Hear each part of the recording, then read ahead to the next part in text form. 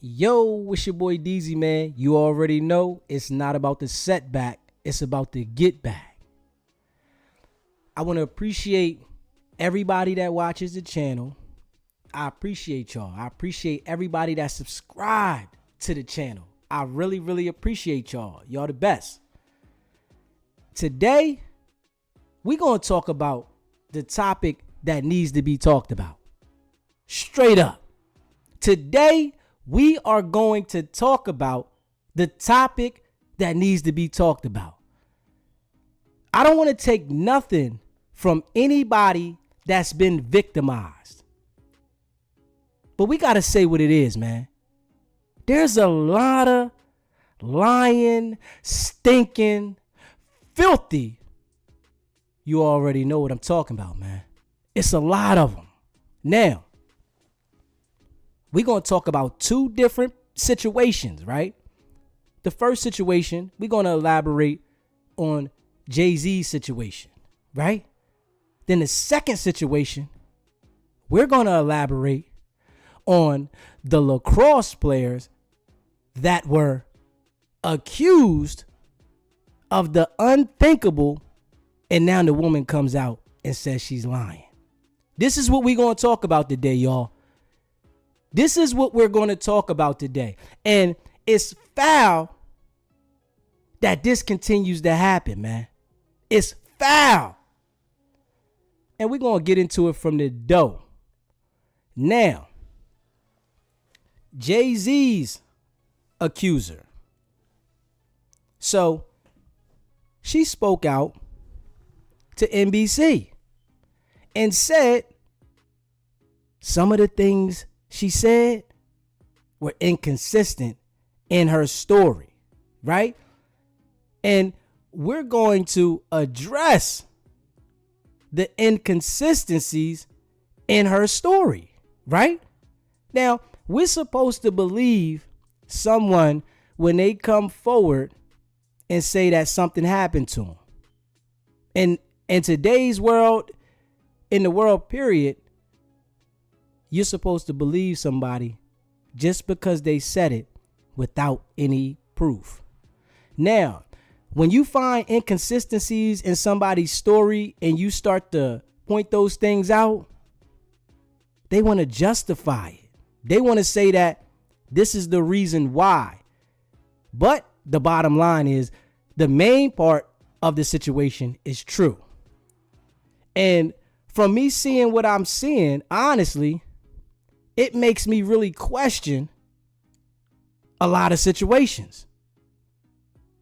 Now, I have no choice but to look at it for what it is. I have no choice but to call a spade a spade. You understand what I'm saying? I have no choice, man.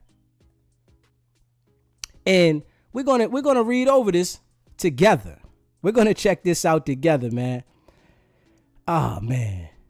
And it's like I'm passionate. I'm passionate about this because when somebody lies on somebody and then they just come out later and say, oh, my bad, they should be really, really held accountable.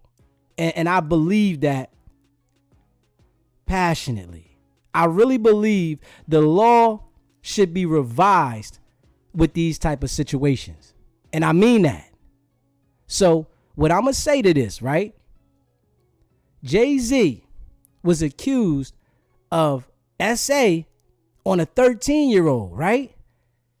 Him and the lawyer, Tony Busby, already had back and forths about this. The lawyer still put it out. And I want to say this about these lawyers too. They do a lot of lying too. They have something to gain from this situation, which is money. Now, let's check this out. And we're going to get into this, right? We're going to get into this, man. I'm telling you, I'm really, really, really feeling some type way about this. So we're going to get into this together. And I appreciate everybody that's tuned in, everybody that watches the channel. But we ready to get into this together, man. I'm feeling some type way about it, man. And I can't lie. So Jay-Z and Sean Combs SA accuser has admitted to some inconsistencies in her recollection of the night of the assault, right? On Friday, the Alabama woman known as Jane Doe sat down with NBC News and admitted to making some mistakes when recounting the allegedly being SA'd by two rap moguls 24 years ago. And this is what she says now. I have made some mistakes. The woman told the outlet. She maintains that the accusations she made against Jay-Z, whose real name is Sean Carter, and Combs are true. See, she maintains that the accusations are true, but the people that she included to corroborate her story don't corroborate the story. Now, this is what the problem is now. She made these accusations against these men, lying, and now she wants to admit that she lied on some things, but she's saying, still, I'm being truthful about the main situation. This is a big problem, y'all. Straight up. Now, she says, now this is what the paperwork is saying. One of the mistakes Jane Doe made was claiming her father picked her up after the alleged assault, but the father doesn't even recall it. Now, hold up. So you mean to tell me that your father picked you up, what you said, but your father doesn't even recall it? Now, she lost me. I'm telling you straight up. She lost me. I don't believe nothing she says. When you do something as to that magnitude and you lie and say your father picked you up and your dad says he doesn't even recall, and then check this out. Oh my goodness, man. It's crazy. She says, let me see, hold on. The woman also claimed to have spoken to an unnamed celebrity at the after party where she claims to have been assaulted, but the celebrity has said they weren't in New York at the time of the event. Come on, man. This right here, she should be held accountable. This should be a crime.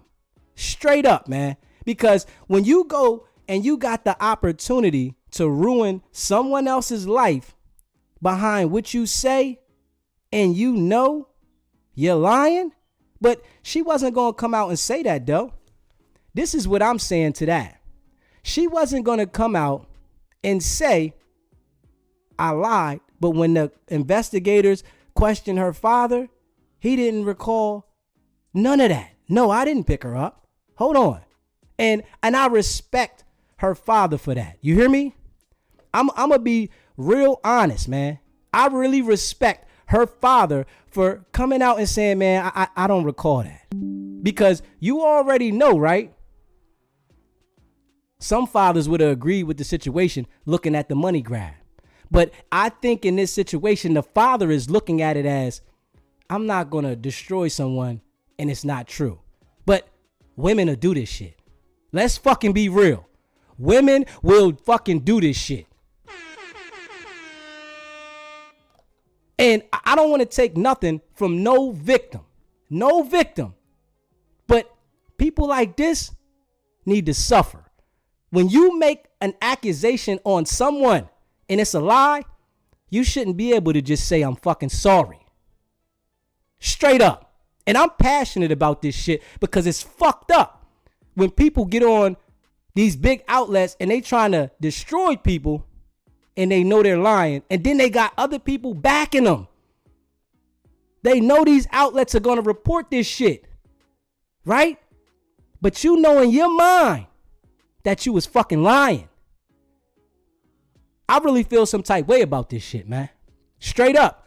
And I can't sugarcoat it. I can't fucking hold it back. So now listen. On Friday, Jay-Z shared a statement with Fox Digital News and continued to shut down Jane Doe's claim. The incident didn't happen, and yet he filed it in court and doubled down in the press. Jay-Z said, referring to one of the woman's attorneys, Tony Busby. Now, I want to tell y'all, man, These lawyers, they be corrupt too, man. Just because they go to school for law, that don't make these people perfect. I want to really, really say this shit, man. Just because they go to school for law, don't make these people fucking perfect. These niggas be lying too. They humans. And we keep taking into account in the words of these people just because they got a certain level of education. That shit is dead. Now, true justice is coming from right from victory, nor for victory. This was over before it began. It's some crazy shit, man. Like, the lawsuit accuses Jay-Z of doing the unthinkable to a 13-year-old girl in 2000s, right? And, you know, they made this shit sound believable. Straight up. But I'm glad instantly she came out and said she seen the inconsistencies in the story. Because the whole entire world seen this shit. You hear me? The whole entire world seen the inconsistencies in her fucking story.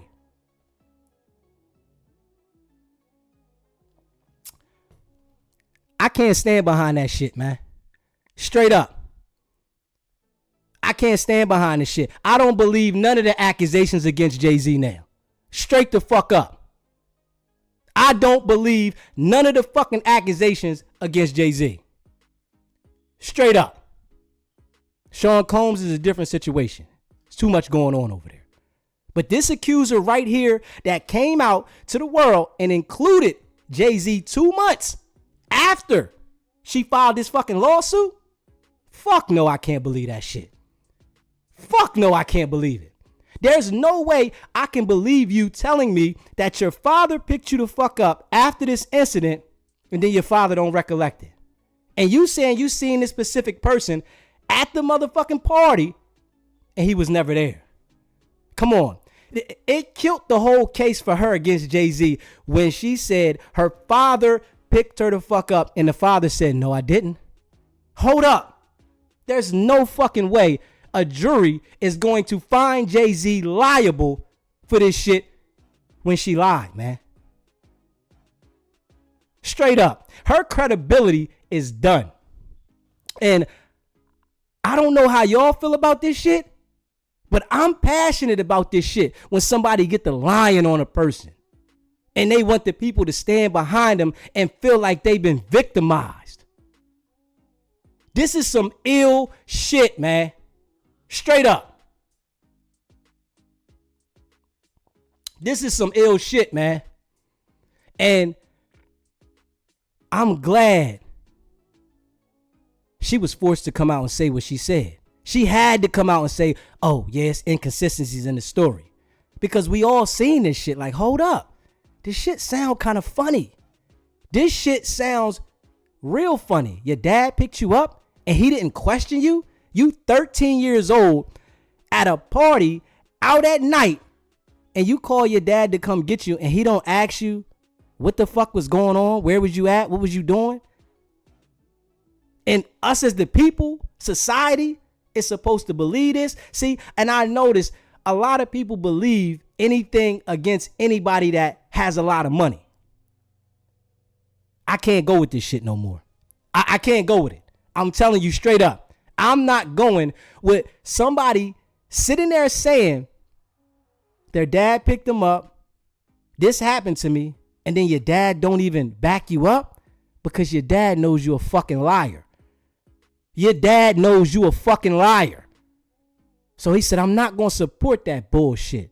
And the dad's thinking as he's a man too. He wouldn't want nobody putting no bullshit on him that wasn't fucking true. I can't go with this shit, man. I don't know how y'all feel about this shit, but I can't resonate with it. I can't go with it. Because the woman knew she was lying from the door. And you know, a lot of people want people with money to fall because they got money that they don't have. Now, we know it's some sick jokers at that level. But it shouldn't be whereas though if you don't have proof of an incident happening, that you can just make a claim on somebody and it's validated. This is the bullshit, man. You need to have text messages, emails, pictures, something that's referencing to what the fuck you're saying. Straight up. You need to have pictures, text messages, emails. You just coming out and saying something happened to you, that shit should be dead, man. Straight up. That shit should be dead. It should not hold no fucking weight, man. We looking at this, man, like everything she said was the truth. The world is looking at like everything this person said was totally fucking true. And guess what? It's a lie. The dad didn't corroborate it. The other person she said was there that she seen, they didn't corroborate the shit. Come on, man. The system, though. Now, Tony Busby, the lawyer, is pressing this issue, right? And he know this shit looks shaky. He know it looks funny. But what it does, it bigs up the case. It makes the case more believable. Now we got these two people together involved in it. But now that we see these inconsistencies in the story, it make it look real fucking weak, man.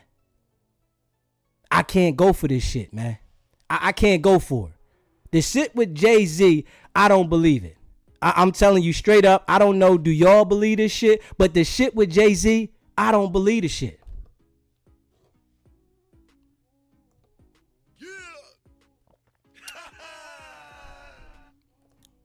I'm going to keep it a fucking bean.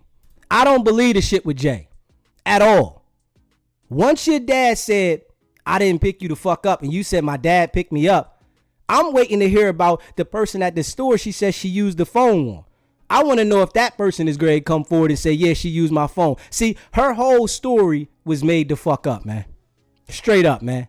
13 years old, at the VMAs, trying to want to get in the VMA. Then the driver picks you up, says, Diddy, these the type of girls he like, take you back. You say you go in there, they do something to you, they put something in your drink. Then you say you leave, run out the door, your dad picks you up. This shit's a lie, man. We all got to understand, man. People out here fucking struggling, man. Let's fucking be real, man. People are out here fucking struggling. And they will do whatever to get $1, man. Come on, man. Come on, man. And she don't got to work for that money. She don't got to do nothing for this money. 24 fucking years later. 24 years later. She don't got to do nothing for this money. I got a lawyer out here representing me to fight for the money. So all I got to do is say what the fuck I want to say, and he going to push the issue because there's other real victims out there. And if it's so many victims, right? Why is this the only motherfucker that we hearing from? And it's a fucking lie. Hold up, man. Hold up. This shit here fucked me up, man. I'm fucked up about this because these two stories that I'm talking about today, they touch me straight up because there is some real fucking victims out there. There are real victims out there. And the ones like this that start lying to try to get a check, they fuck it up for the real victims. And I want to be fucking real with that. The ones that come out lying, they fuck it up for the real victims because she has no credibility in the public eye now. And if you do believe her, that's just because you want to motherfucking get at the celebrities because they got money. And I'm going to be real about this shit. If you believe anything she says attached to that when her own dad said, no, I didn't pick you the fuck up. Come on, man. That means you want this situation to be what it is because who they are. Fuck that. I can't include Jay-Z in this shit, man. I'm going to be fucking real. I can't include Jay-Z in this situation because the girl lied, man. This is the only person that y'all bringing to our fucking attention and the shit's shaky? All these people that are supposed to have 150 fucking people in the lawsuit, you want to keep her identity sealed and she fucking lying? Oh, man. I can't go for that shit. I don't know how y'all feel about it. Y'all can let me know how y'all feel. Y'all can call in too. Y'all can call in. Shit. Because this is some weak ass shit. Out of all these victims that they say are out there, y'all bring this one forward And she lying? Lying ass bitches. Straight up, man. I'ma just keep it a fucking buck. Love it or hate it. These bitches is lying. Straight up, man. And it's fucked up that people gotta sit there and endure this shit in their life and be publicly humiliated when people fucking lie like that, man. Have you ever been fucking lied on from a woman and she stand on that shit? It's crazy. This shit's crazy, man. It fucked me up to the core to know that this person was literally lying, and this is the information that they put to the fucking public. Out of all these lawsuits that are supposed to be out there against Puff, Jay-Z, the only motherfucker that come out is lying? Hold up, man. Come on, man. Come on, man. You said if this guy was black, that would be a weapon. What guy? What are you talking about? What would be a weapon? Because what I'm saying right here is crazy.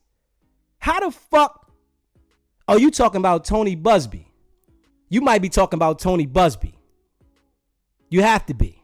Because the way that he's manipulating the people's mind is fucking crazy. And I'm going to talk about another attorney, a district attorney next.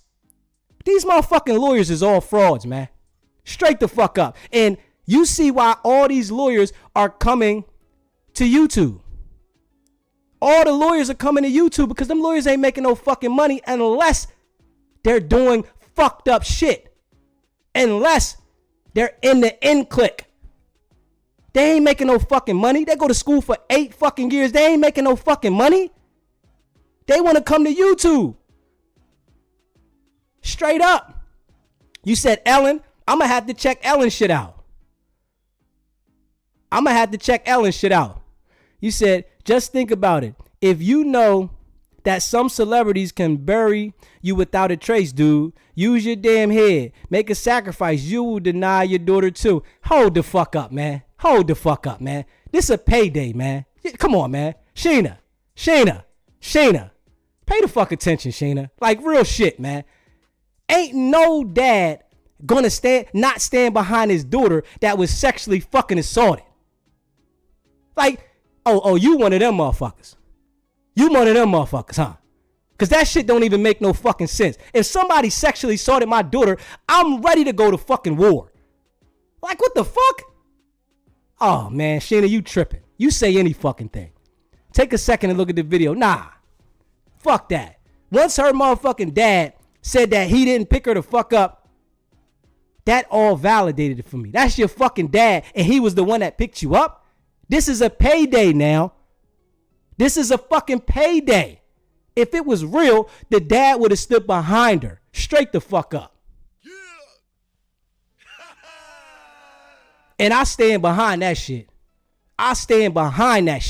If this was real, the dad would have stood behind her. He would have said, listen, baby, all right, we're going to deal with this. And yes, I support you. But the dad ain't supporting that shit because it was a lie. And why wouldn't your dad ask you? Let's be fucking real. Let's be real together now. Let's be fucking real. Why would your dad pick you up in the middle of the night at 13 fucking years old and not say, what the fuck was going on? Where you coming from? You told me. She said, I messed up. This is what she said. I told my dad I messed up. So why wouldn't the fuck he ask you what happened? Where you at? So you just say he gonna sit there quiet, and then when the time comes to verify this shit, he said, no. Let's be real, man. You said just think about it, right? If you can believe he didn't do it, why can't you believe he did do it? I fucking thought that he did this shit at first, Sheena. What the fuck are you saying? I thought he did this shit. But when somebody fucking comes out and it shows the lyingness, why the fuck are you gonna lie about some shit that you've been harping on for 24 fucking years? Let's be real now. Can we be real together? Can we fucking open our eyes and be real together? Why would you lie about some shit that been haunting you for 24 years? Come on, man. I ain't going for it. I'm going to tell you that right now. That shit there, nah. I can't go for it. I'm passionately fucked up about this, you know? And I hope y'all stand, because I'm about to talk about another story. And I want to see what the fuck y'all say about that one. When she shows and admits that she fucking lies. I really want y'all to tell me what y'all think about that, because now y'all saying, well, she's lying because her dad, he don't want to get killed, right? This is what y'all saying now. She's lying because her dad don't want to get killed because of these celebrities. Come on, man. Come on, man. Come on, man. It's fucking a lie, man. If something happened to her, right, and she knows this happened to her, she would have told her fucking dad, man. She would have let her dad know. But what's going to happen is, right, eventually we're going to find out exactly who this person is, and then we're going to find out what type of person this is. I'm telling you what the fuck's going to happen. We're going to find out who this person is, right? And then we're going to see what type of person this is. And it's going to come out what type of person she is. And when we find out, then everybody going to say, well, they're celebrities. They still did it any damn way. They're celebrities. They did it anyway. That's because they got fucking money. A motherfucker make it and get that bag right. It's some sick niggas out there. And we going to fucking agree with that. But you need to have your fucking story tight. You can't come out with no accusations about somebody doing some shit like this to you, and it's fucking inconsistencies and it's flaws in your story. Not at all. Your shit need to be fucking solid. From 24 years, you thought about this shit every fucking day if it's real. Let's be real. 24 years, you thought about this shit every fucking day if it was real. You knew the detail. You're going to have somebody to corroborate the story because you sat down and communicated and talked to somebody about this shit. 24 years. So I can't go with that BS, man. I can't go with it. And when I talk about this next story, I want to see what you say then, Sheena. I really want to see what you say. Because it's some lying ass bitches out here. I don't trust a motherfucker. I'm going to tell you that right now. I don't trust nobody. Because motherfuckers be lying. That's what they do. This is the life. It's humans. The attorney, they lie. Judges, they lie. Politicians, they lie. It's some lying ass bitches out here, man. And I'm going to keep it a fucking bean. I'm feeling some type way about this shit. Passionately. I'm passionately feeling some type way about this shit. No, you don't understand that Puff Daddy got videos. Do you not understand that this man got videos? Puff got proof. The video is going to come out. So when it does, get back on the platform and apologize. Now listen, I guarantee you they don't have a video of this situation. I fucking guarantee you. If they had a video of this situation, they would have been locked Jay-Z the fuck up. They have some videos. Yes, Puff has videos. But this particular situation, they don't got no fucking video. This particular situation, they don't have no video because they tried to sit down. I want you to pay attention to this. They tried to sit down in a mediation to talk about this shit to get the money out the situation that way. If they had videos, he would have been the first person they named in the lawsuit with Puff. Straight up. If they had videos, they would have named him ASAP. They don't have no videos. She said the story, so the lawyer went with it. He got all these other victims. This is his game. Do you understand that these lawyers play their game their way? You understand that shit, right, Sheena? These lawyers play the game their way. They got a system, and it's an inside system. See, I've been fucked over by them. I understand this shit. It's about money, man. That's all it's about. And if you're not a part of that situation to get money, you ain't gonna understand. Every victim or alleged victim is a part of that system to get the bag. You ain't a part of that system.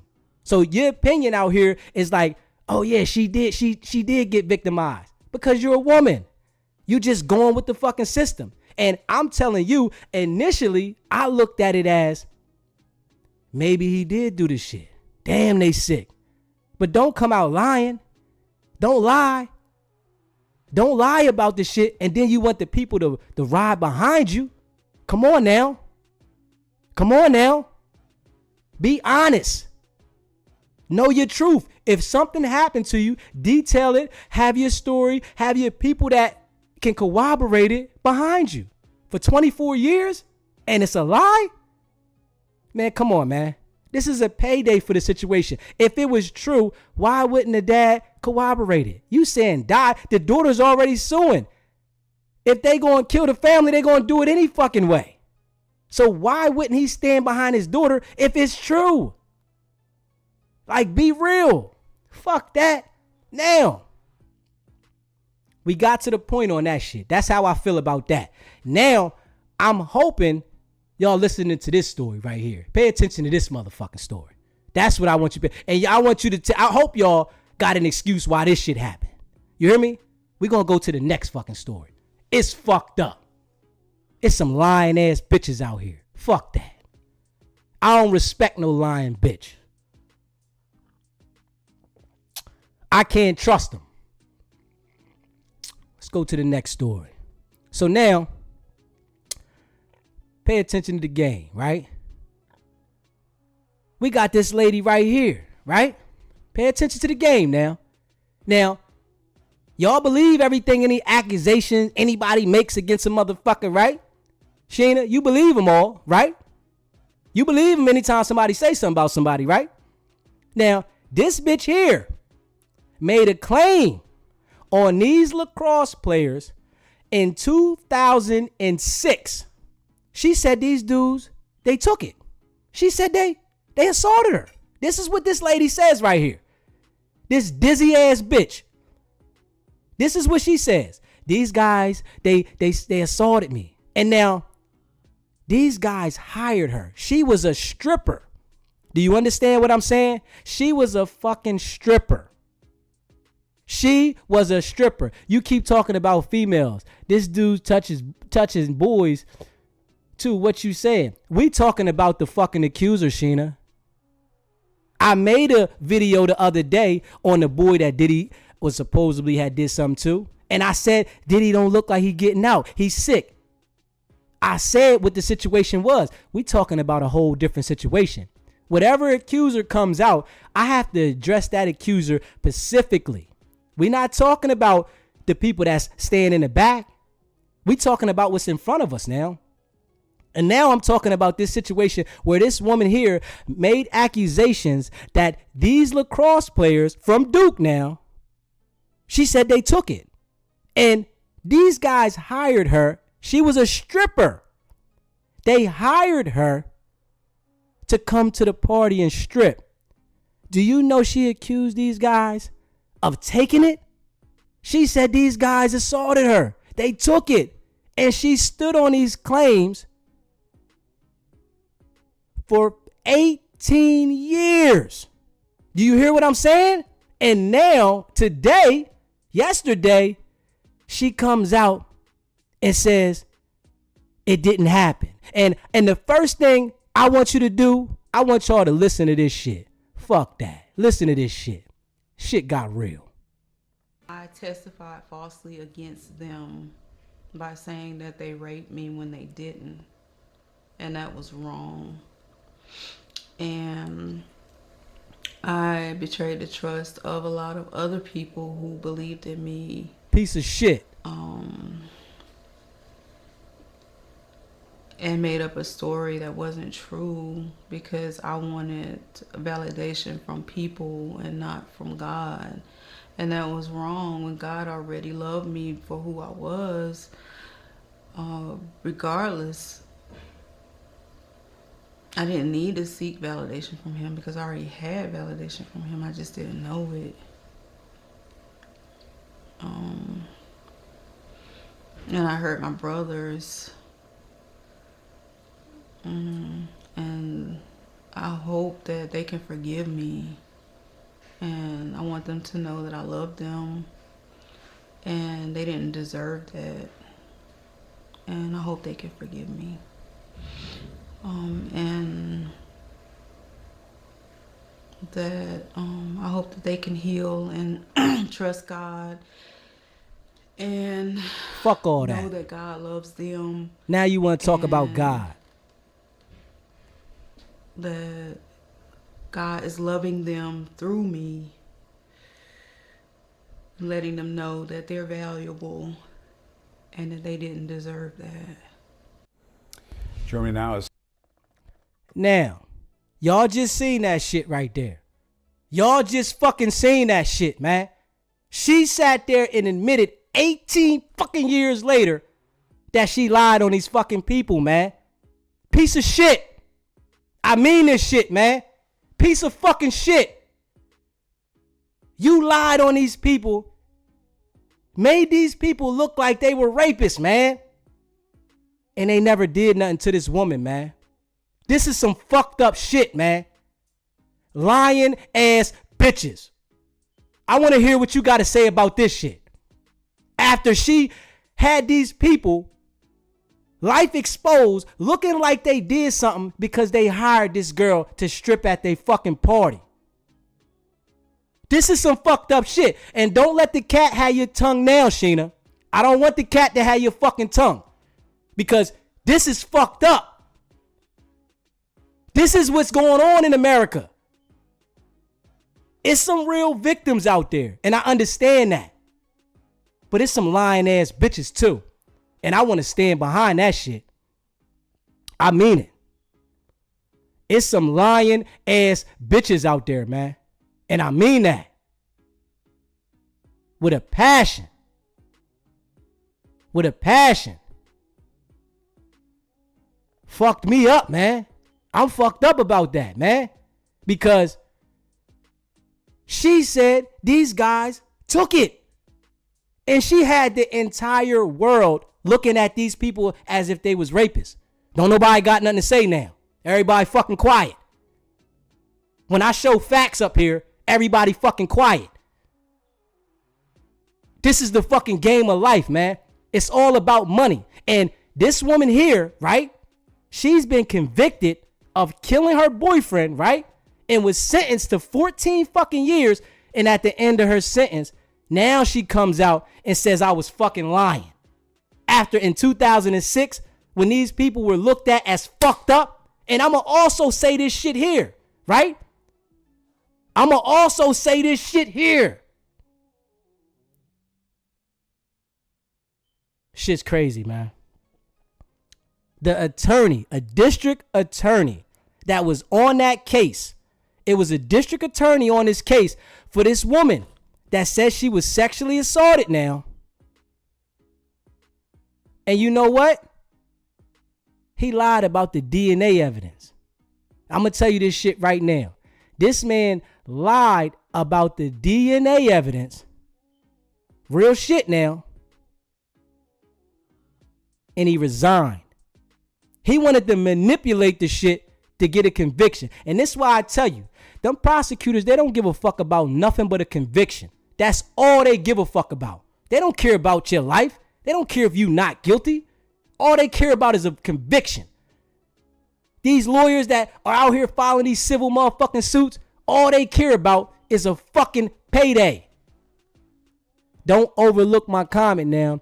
You said where I'm at and I'm right here. This is what I want you to say something about this, Sheena. You ain't said nothing about this shit.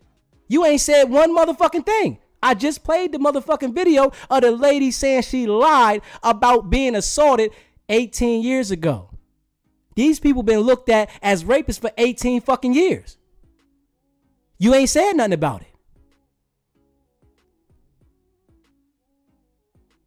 You said that's real. Ellen called police today. False police reports. This shit is crazy. This shit is crazy. Now, what I say to this shit, right? It's some lying ass bitches out there. And I want to be real about that shit. You can't trust nobody. And with this situation here, hold up, man. Let me see, hold up. Let me see, hold on. I want to play this shit right here. Let me see, hold the fuck up, man. Hold up, man. The woman who falsely accused 3 Duke lacrosse players of raping her nearly 20 years ago, finally admits publicly she lied.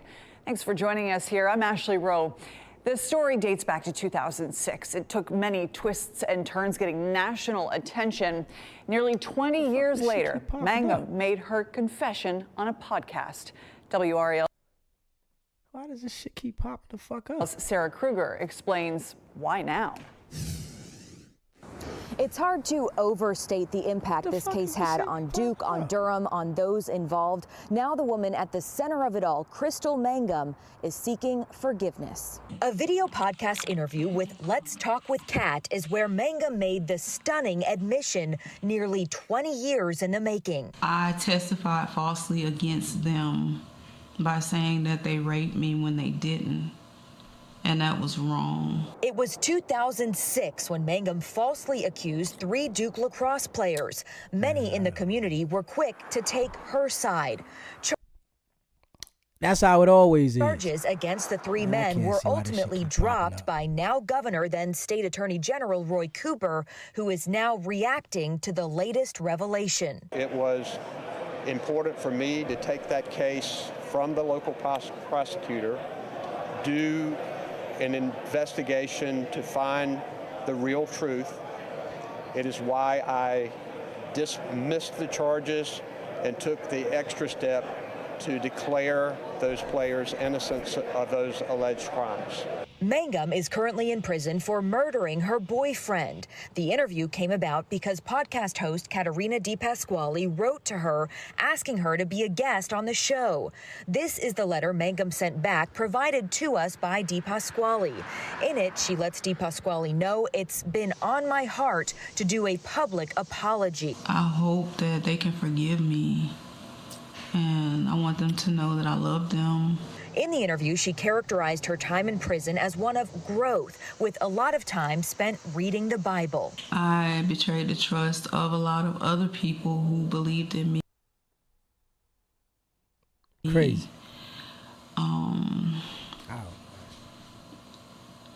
And made up a story that wasn't true because I wanted validation from people and not from God. And that was wrong. Mangum's release from prison is scheduled for about a year from now in early 2026. Sarah Kruger, WRAL News in Durham. See, don't nobody want to address that though. People getting paid off not to speak. What are you talking about? What the fuck are you talking about? Shit, I'm talking about this situation right here. The woman came out 18 years later and said she lied. She just did 14 years in jail for killing her boyfriend. Now she come out and say she lied. Oh man, you one of them bros. I already see it now. That's why I keep people away from me. I keep people the fuck away from me. You one of them. You one of them. You better know. Motherfuckers ain't coming around me. Hell no. Get the hell away from me. Straight up. We sit here listening to the woman say that she lied. She didn't act like this 18 years ago when she made the accusations. But 18 years later, after she about to get out of jail, come on, man. And she made these accusations on some white boys, college Duke players. But she was a stripper and made these accusations, man. This shit be fucked up, man. I want to be fucking real, man. It's fucked up that someone can make a claim against you and it not be true.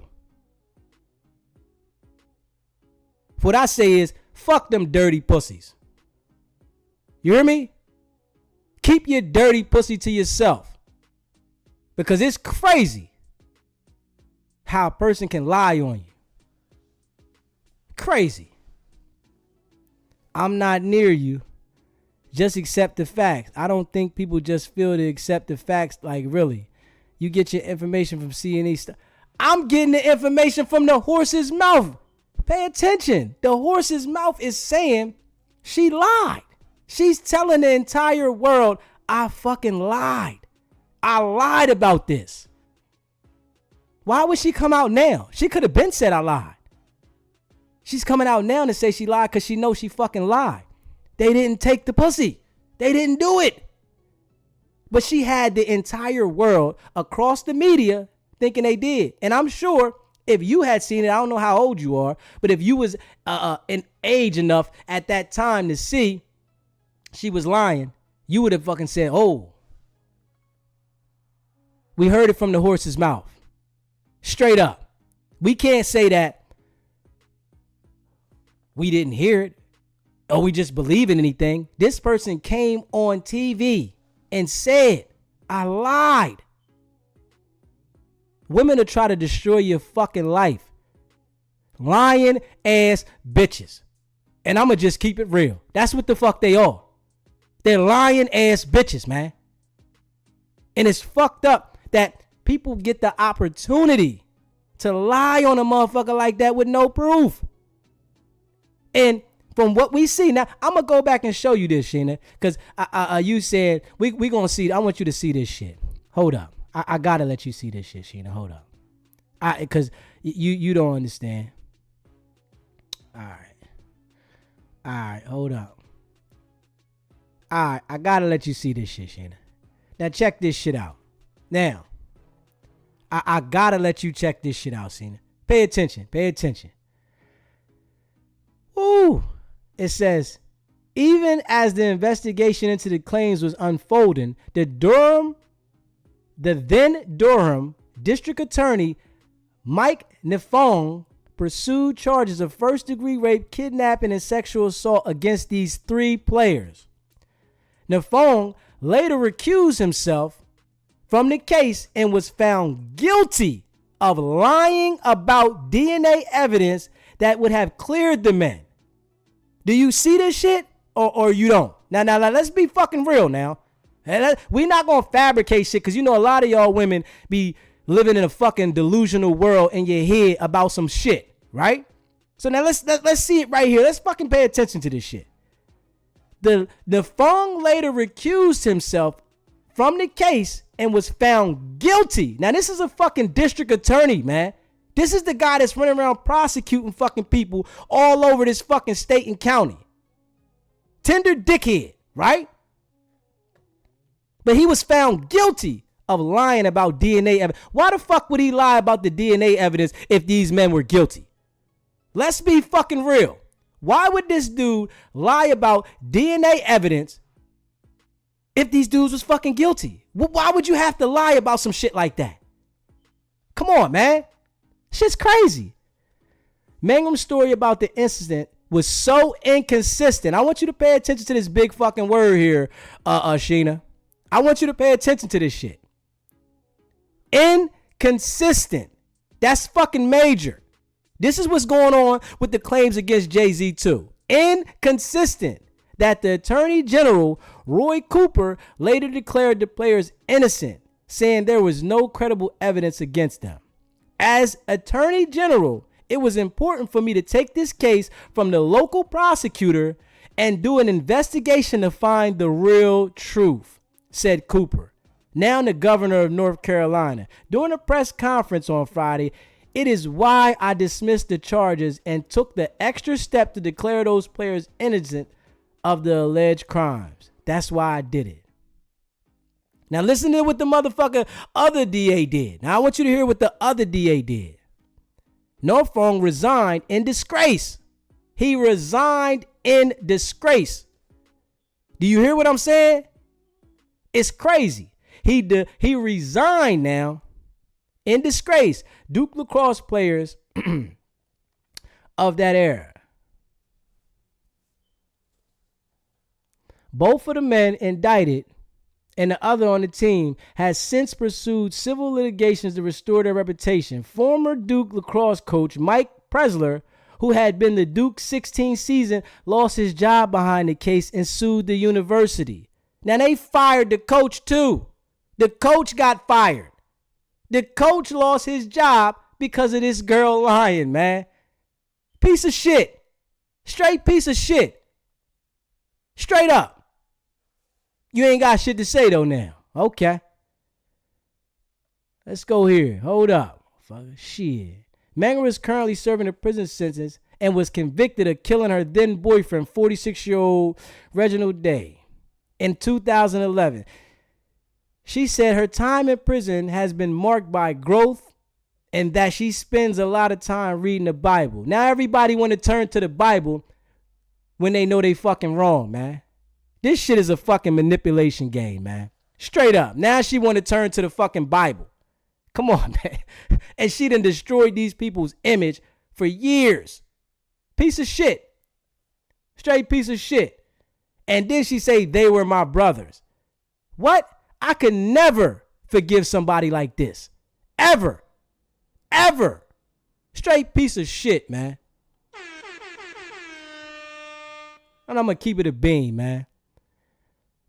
It's crazy, man. Said they were my brothers. They trusted me. That I wouldn't betray their trust, Mangum said in the interview. And I betrayed the trust of a lot of other people who believed in me. Which a lot of women do. Which a lot of fucking women do. Come on, man. In North Carolina, the North Carolina Department of Corrections website lists Mangum projected to be released February 27, 2026. She is currently at a North Carolina Correctional Institution for Women in Raleigh. The woman lied, man. And this is my motherfucking point. Lying ass bitches. This is my point here. We all know it's some victims out there, right? But when they take the word of people that are lying and then it comes out later that they lying, don't nobody want to have that same fucking energy. That's what's fucked up. Somebody can lie on you, but when it comes out that they were lying, it just goes away. But the whole time, whoever they was lying on, it was emphasized. Whatever they're accusing them of, it was highlighted. Whatever they've been accused of, right? But then when they come out and say they lying, that shit ain't highlighted. Don't nobody want to say nothing about it. See, that's the real, man. That's why you got to watch who's around you. You got to motherfucking be paying attention. You got to make sure that you protect yourself. You got to keep evidence of certain things to make sure that you are protected. Because the court system won't. They won't protect you. If somebody makes an accusation of you, all they going to do is run with it. And that's real. I'm fucked up about this one. This one here passionately touched me. I'm going to be real. This situation here passionately touched me. Because I can't stand a lying ass bitch. I can't stand it. It touches me to the core. Especially when you're trying to trash another person behind your lie. The whole world revolves around this bullshit, man. The whole world revolves around people destroying other people for money, man. Straight the fuck up, man. The whole world revolves around this shit, man. And it's fucked up, man. I can't stand it, man. I can't stand it. I feel some type way about it. And I had to come talk about this one, man. Literally. I had to passionately come give my opinion on this, man.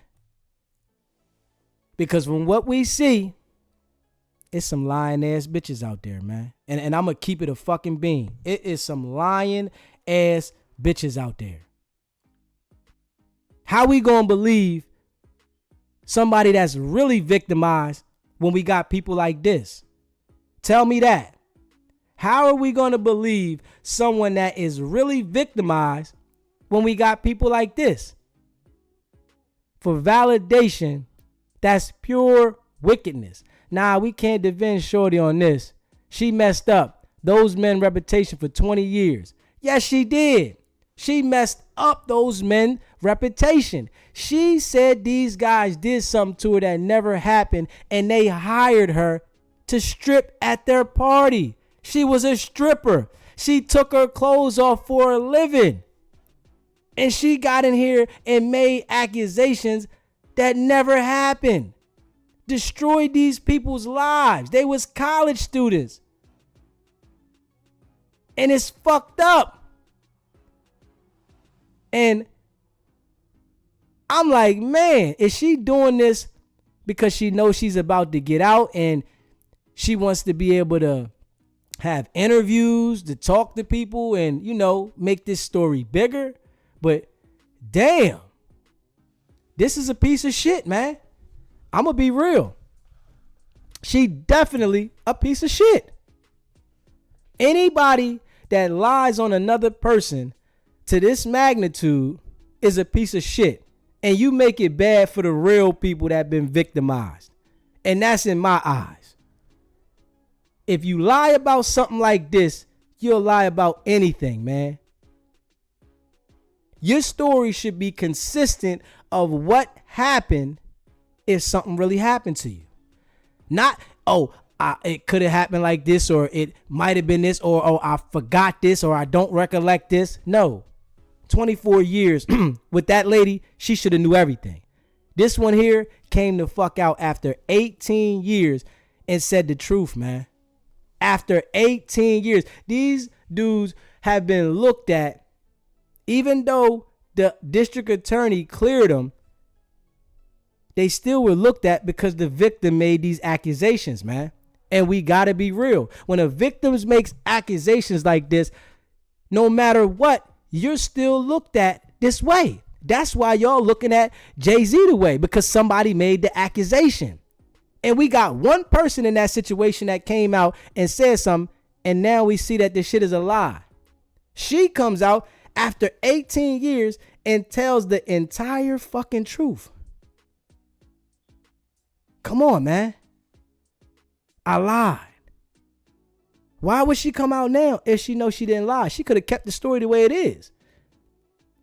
But she said God told her, I was reading the Bible and I need to come out and tell the truth.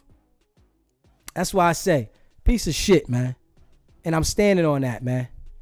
I'm standing on that for real. You can't trust the soul, man. People is fucked up. And I'm not going with the get along shit. I'm not going with it. If you're a victim, I wish you get justice. Yes. But these lying ass bitches, I think they should get what they deserve too. They should have a charge for that shit. If you make a false accusation on somebody, you should go to fuck to jail. You shouldn't be allowed to continue to run around. You should go to jail too. That shit's fucked up, man. That's why you got to keep people the fuck away from you, man. Keep them out of your space. Keep your nasty pussy. Fuck that. Crazy, man. And I feel some type way about this one. Passionately. I'm passionate about this one. Straight up. So, hey, Mike. So you say next story, right? Do you agree that this was foul? I want to hear this shit, Mike. Do you agree that this was foul, man? Yes or no? That's what I want to hear. Because from what we see, don't nobody want to address this bullshit. Don't nobody want to validate that she was a piece of shit. Okay. All right, Mike. There we go. There we go. That's what I want to hear. That's what I want to hear. I want the verification that she's a piece of shit. What she is. Piece of shit. I can't stand a lying ass bitch. Can't stand them. You said Ellen called police this morning. Let me look that up, Mike. I don't know what the hell this came from here. He said Ellen called police this morning. Why is this up?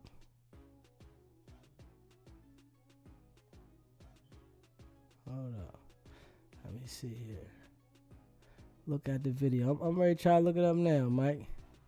Hold up, Mike. I'm ready to try to look it up right now. Hold up.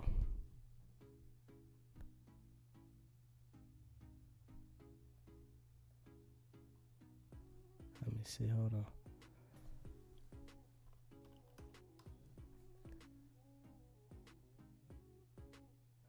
Let me see. Hold on, man. I'm trying to get it.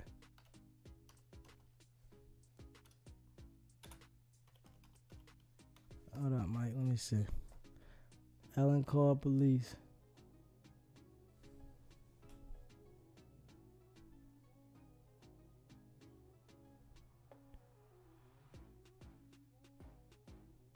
Weapon, lacrosse stick. Okay. 911. Let me see. Hold up. Call the police. Ellen viewers sent her some of the most outrageous. Let me see. Hold up. Hold up. Can't even believe it, but they're real. Aaron Rutten in Weyauwega,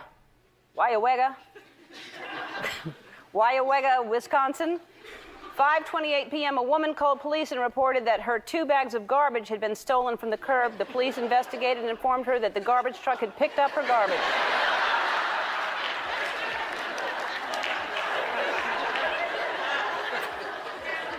She said, fine, but that doesn't explain where my recycling went. Leanne Baird in New Minas, Nova Scotia, 2:33 p.m. A delivery person reported seeing a woman bent over and bleeding at the neck. Police determined she was just wearing a red scarf.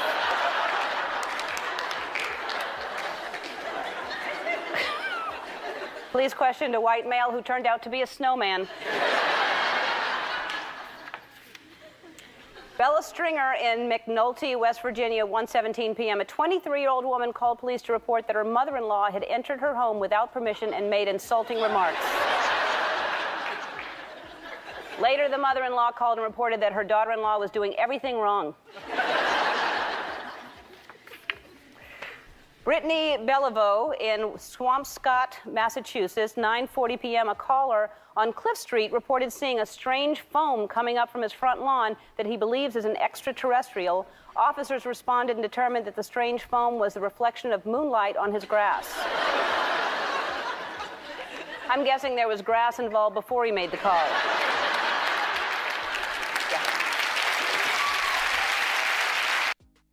Hey, Mike, I gotta see what the hell you talking about. I ain't get this one, Mike. Call the police quotes. Tell me what you talking about, Mike. I ain't get this one. I'm lost. I ain't understand what the hell Ellen was talking about at all. That was 12 years ago. Oh, they said call the police. Am I on the wrong video? Hold on. You said look at the video. False police reports.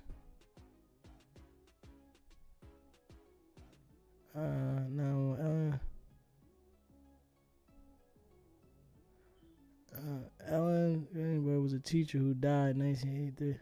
Suicide, but outside of working with her family. I don't know what you gotta tell me what you talking about, Mike. You got me on that one. I don't know what you're talking about. I looked it up. I'm trying to figure why I keep getting this damn pop-up. I can't get this shit to go up my screen.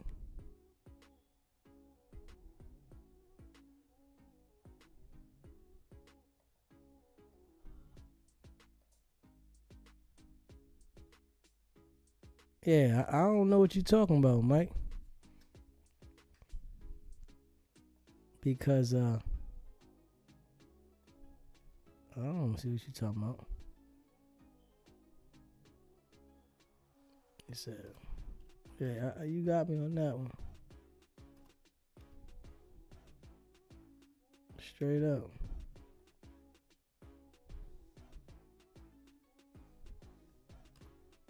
Yeah, you got me on that one.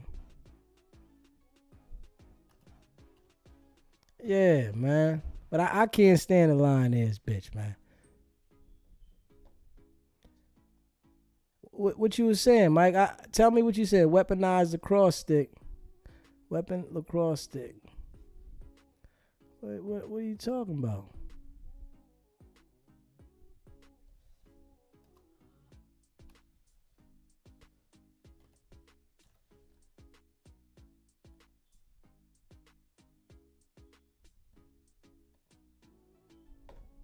me see. Hold up. Let me see.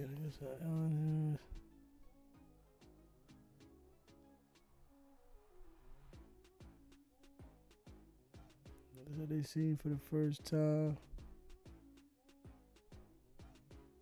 I just remember they friend Twitch. Jay-Z and Ellen DeGeneres. Creepy white hoodies that related to Tom Hanks.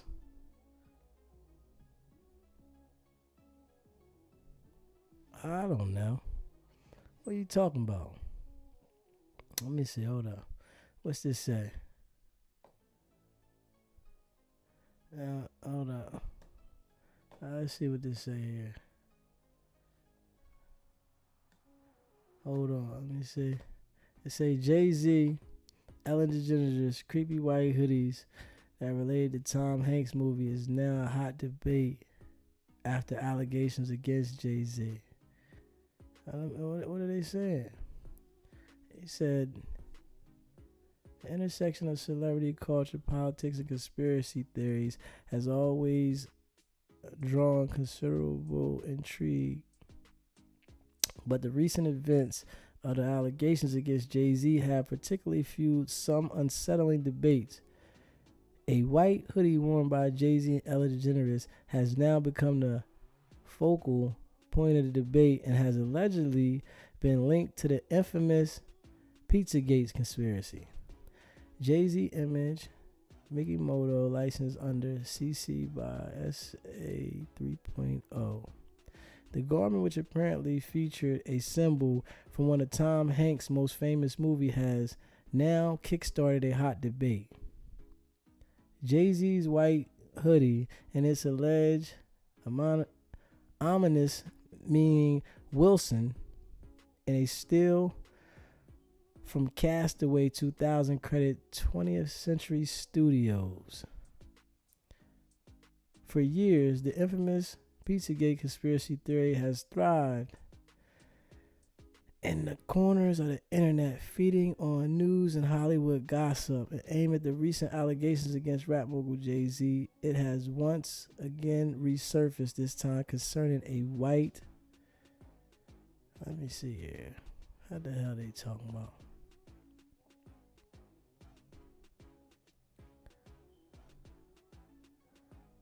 I'm trying to see here. What are they talking about?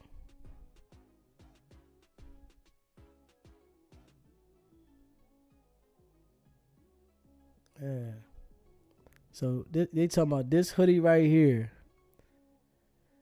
If I told you what that drawing represents on those shirts, you won't be able to sleep at night. Alright, let me see. Alright, well, let's see here. Hold on. The graphic has been linked to the Frazzle Drip satanic ritual, rumored film involving Hillary Clinton, featuring her sexually assaulting and murdering a young girl and then drinking her blood and using the skin from her face as a mask. ADL. Furthermore, the text on the sleeves of the hoodie is apparently drawn a childlike handwritten with the text A. This theory is tied to the Pizzagate conspiracy, which has fueled claims of high-profile figures, including Clinton, being involved in illegal, immoral activities. Though the connections remain unsubstantiated, the hoodie disturbing design has only... Hold on, I hit the wrong fucking button. Hit the wrong goddamn button.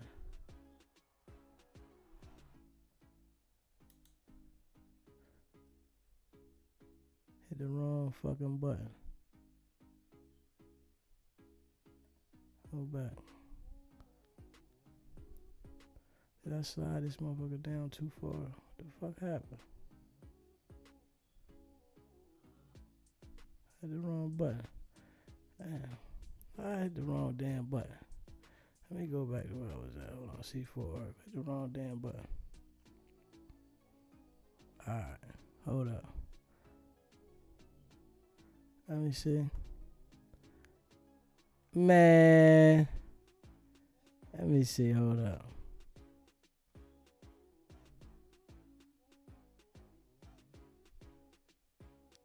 He said, while Sean Combs' Diddy is already bound in storm of legal cases and lawsuit, a new one has been brought forth by the Ferry, Texas-based lawyer Tony Busby, who named Jay-Z as one of the defendants. The lawsuit already filed October, refiled.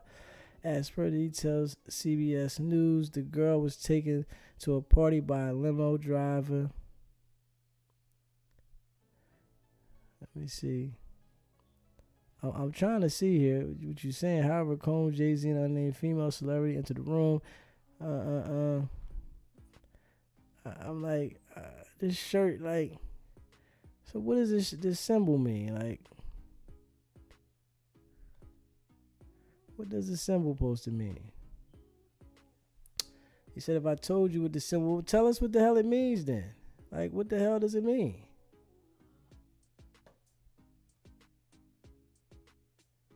I don't know what the fuck it means. What the hell does it mean?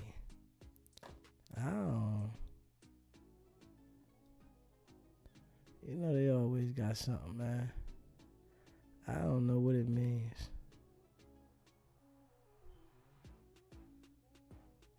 At all. Yeah, I'm just saying, man. These bitches be lying, man. You can't believe SBGBTV. Yeah, IG SBGBTV. Let me see. I don't know. Yeah. My IG SBGBTV, man. Let me see. Because I'm telling you. Let me see. Hold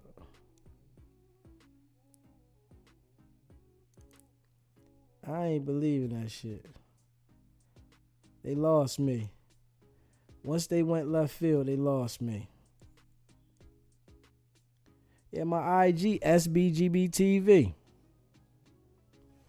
Cause I don't see what I don't see it. What's your IG YouTube video? What you saying about the YouTube video? I'm trying to catch that one.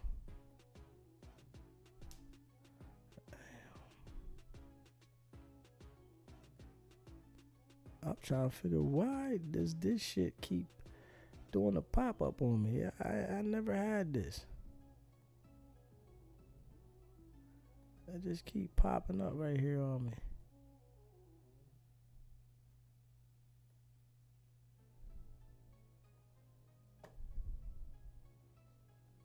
Let me see.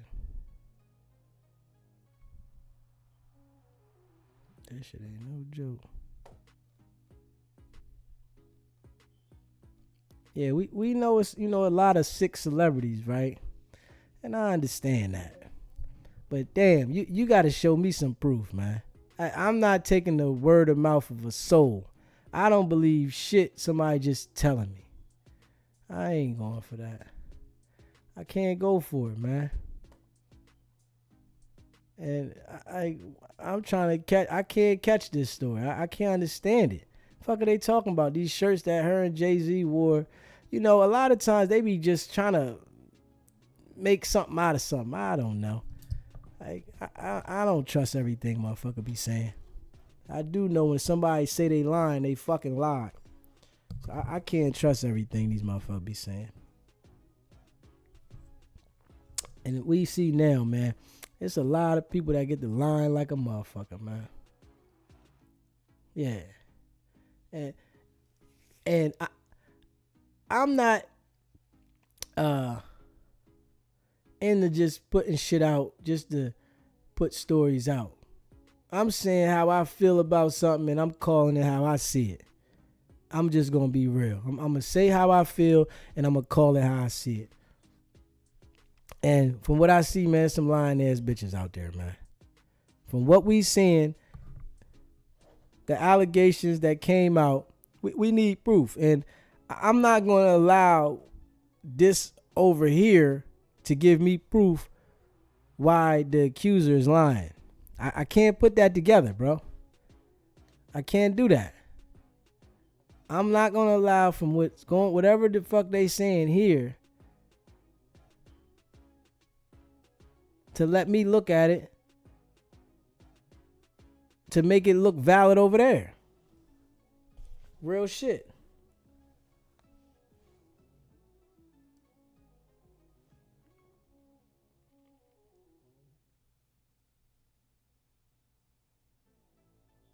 Let me see. Hold up. Okay. My baby sent me something. Hold on. My baby sent me something. Hold up. I'm ready to pull something else up. My baby sent me something, man. You know what I'm saying? Hold up. My baby sent me something. Hold up. My baby sent me something. Hold up. But I'm getting pissed at this little pop-up I got going on right here. It should just keep popping up. SBGB TV, man. So go SB, put an underscore after the SBGB and then TV. Put an underscore, put SBGB underscore and then TV. Yeah, hold on, my baby. I don't know why this thing has just popping up. This shit just bugged me the fuck out. This shit won't go away. It just keep popping up and won't go away. How the hell? Hold on. Hold up. Let me see. Alright, hold on. My baby sent me something. Hold up. My baby sent me something. SBGB underscore TV. My baby sent me something. Hold up. My baby sent me something.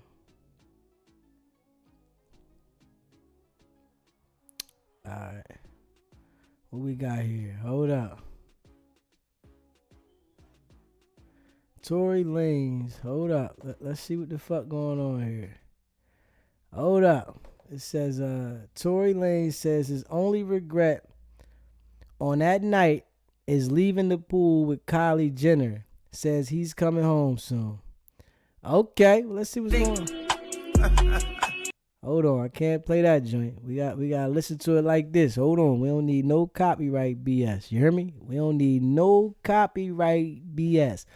So, Tory said his only regret, he said in a new song with DDG, Tory Lanez rapped about how he was coming home sooner than he is expected. He also stated that his biggest regret that night is not staying in the pool with Kylie.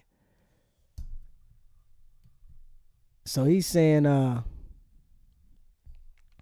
he should have stayed in the damn pool. He should have never left with Megan. You know, okay, Mike, I got something there, Mike. I got something. Hold up.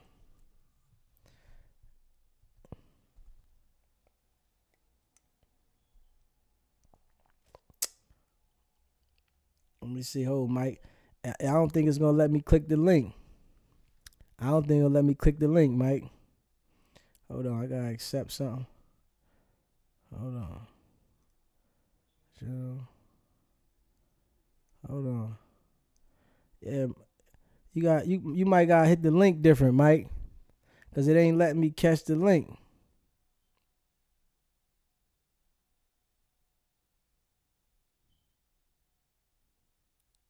Damn, my baby sending me stuff. Hold up, my baby sending me stuff. Hold up, my baby sending me shit. Hold up. So Tory, okay. So Tory said, he coming home soon. All right, we got Tory coming home soon. I already knew that was fishy with Tory. That's why I say these bitches be lying, man. We got to keep it a beam, man. And it's so crazy. It's fucked up for the people that's telling the truth. Like, it's people that are telling the truth, but so many bitches be lying. It fucks up for the ones that's telling the fucking truth. How we gonna believe when somebody telling the truth when so many bitches be lying? That's the shit I'm saying. Crazy. So many bitches is lying for a payday and they want to be looked at a certain way. They don't want to be looked at another way. So it's like, God damn, how can we believe this shit? For real. I'm trying to see what you sent me, Mike, but it's not letting me click the link.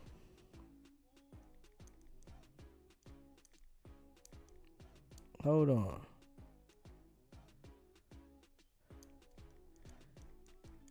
Hold on.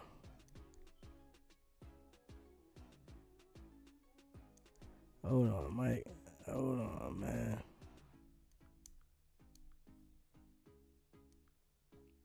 Hold on, Mike. Let me see. My baby sent me this shit on IG with Tori. So, Tori on his way. Hold on.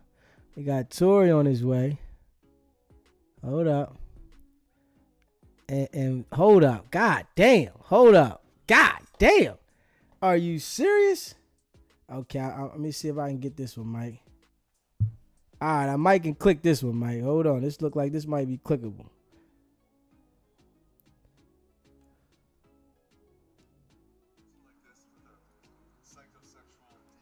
All right, I'm gonna be able to pull this one up in a second, Mike. I got you.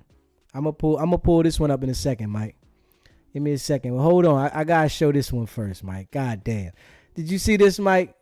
Adult film star Lily Phillips plans to sleep with 1,000 men in 24 hours, aiming to break a world record. Are you serious? Nasty, stinking, filthy whore. Damn. She says she want to sleep with 1,000 men to break the world record. This is in the Guinness Book of World Records. God damn. He said what? Adult entertainer Lily Phillips has announced her plan to sleep with 1,000 men in just 24 hours. She gonna, man, that pussy ain't no good. Man, that shit gonna be big as a tunnel. 24 hours, aim it to break a controversial world record.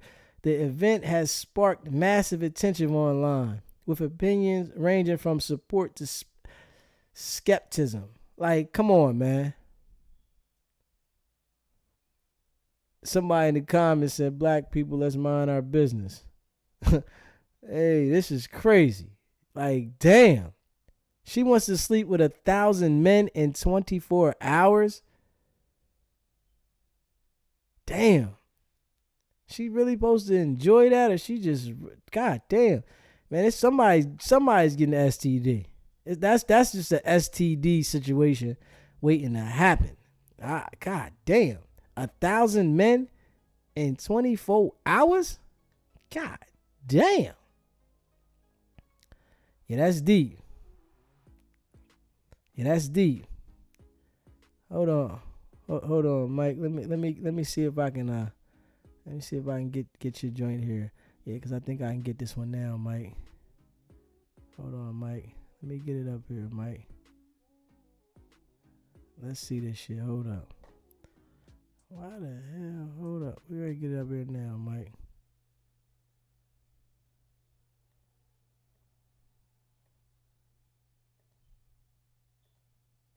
I don't know why I keep getting this pop up though. Hold up, Mike. Frustrating and very creepy.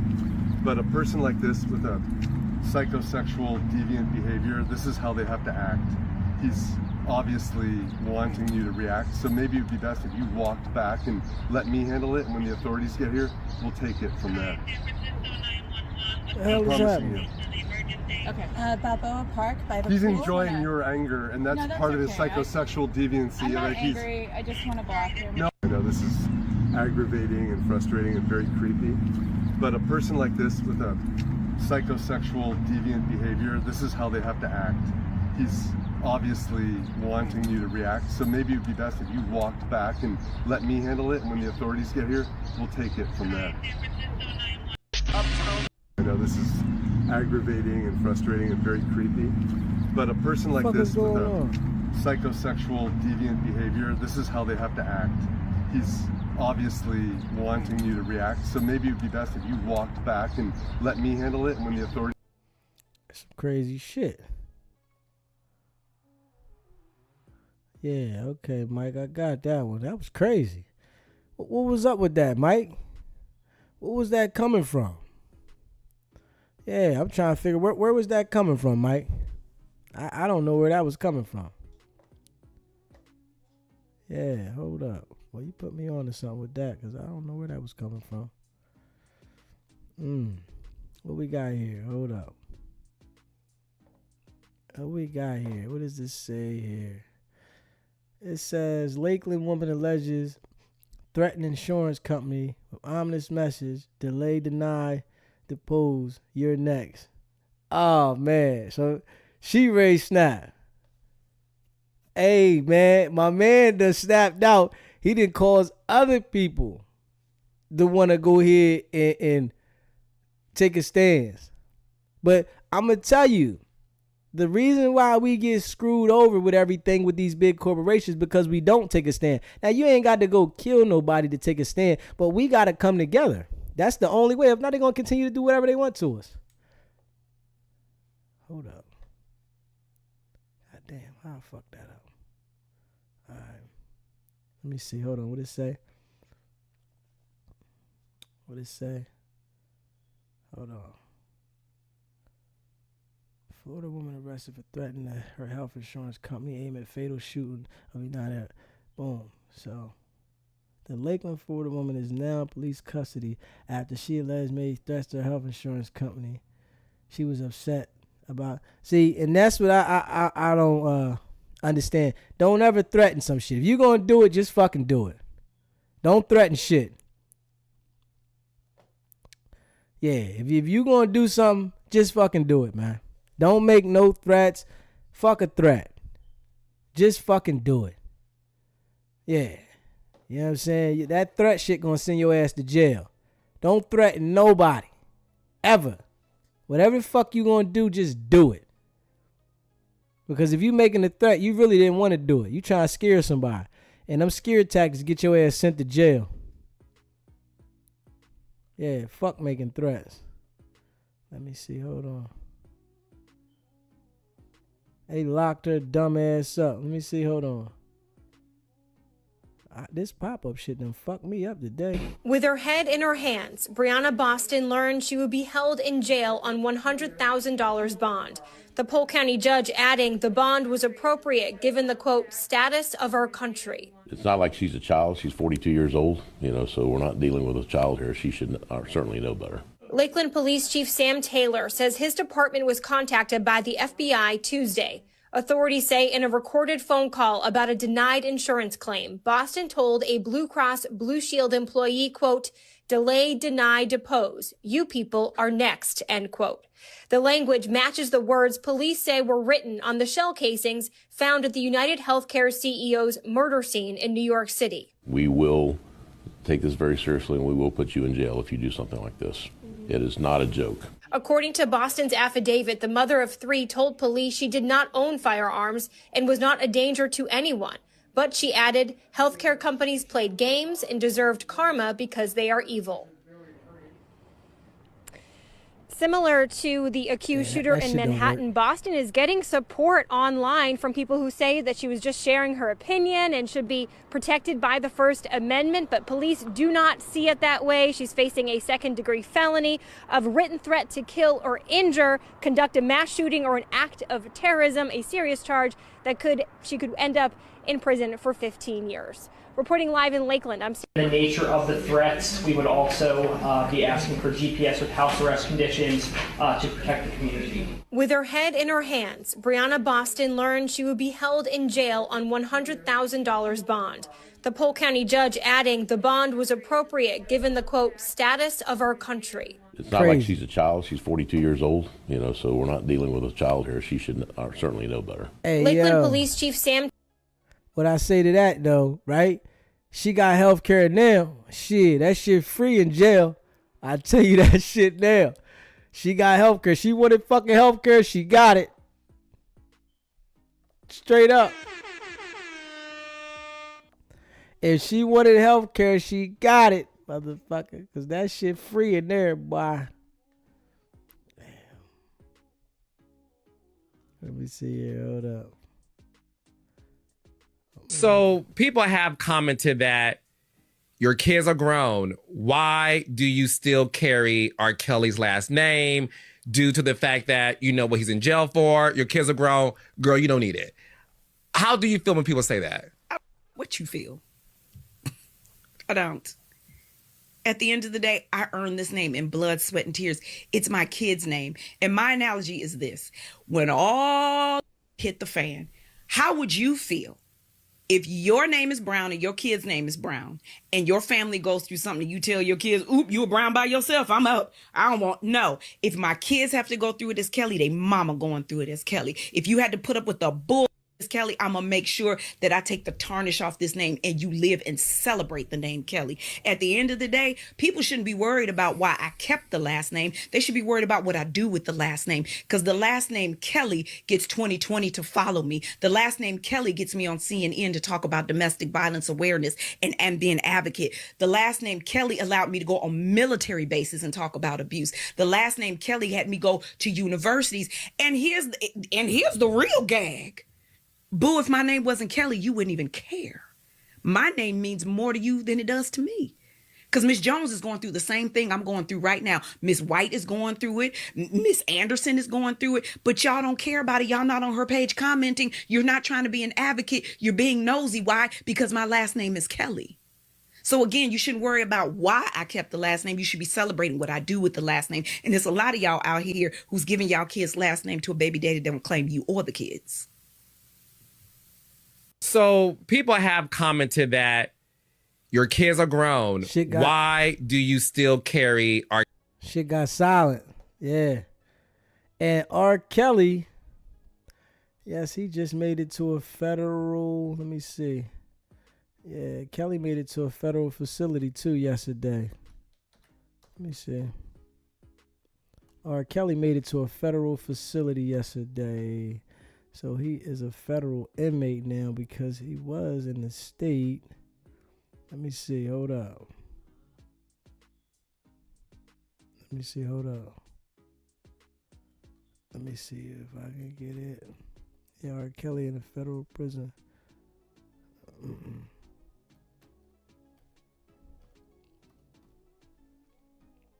Yeah, hold up.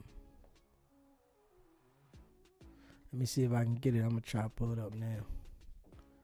Yeah, I was real passionate about that shit earlier, though. I'm relaxed now. Because, damn, I felt like... Let me see. Hold up. Let me see. Hold up. Downtown Durham sits the largest facility in the federal prison system. It's in Butner. Over the years, several high-profile inmates served time there, and now a new name is on the list. A disgraced R&B singer R. Kelly was just transferred to Butner. WRL's Chelsea Donovan has insight into what life behind those walls is going to look like from former inmates. Notable inmates include Bernie Madoff before he died at the prison and Ted Kaczynski, known as the Unabomber, still serving time at Butner.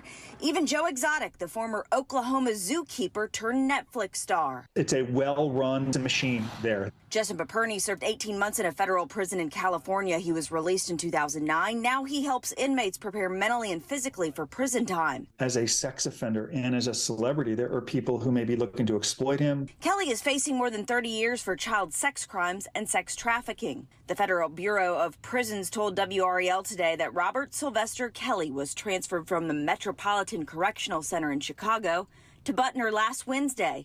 He's in the medium security prison with 770 other inmates. When you move up to mediums, you're dealing with cell-type living, your higher controlled movements. Raleigh resident Brian Bronson served about 8 months in Butner's low-security prison during 2020 at the height of COVID.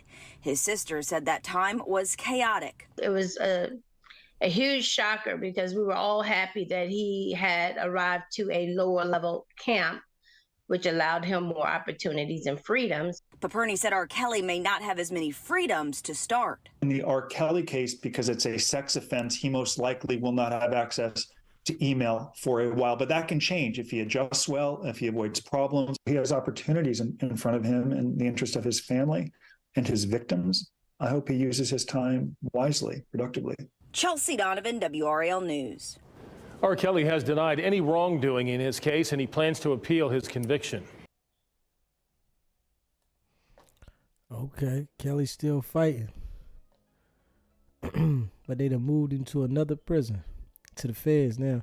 I guess he was in the state joint, and they moved him to the feds. Hold on, let me see. See what we got here.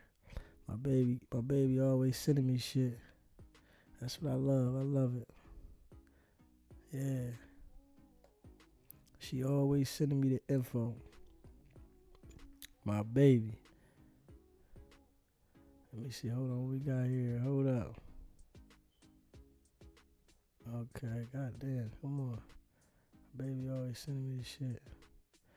Alright. Goddamn. I keep getting that pop up. Now I gotta figure out. I don't know. Because I got this new mouse. I don't know if that's why. But keep giving me these pop ups.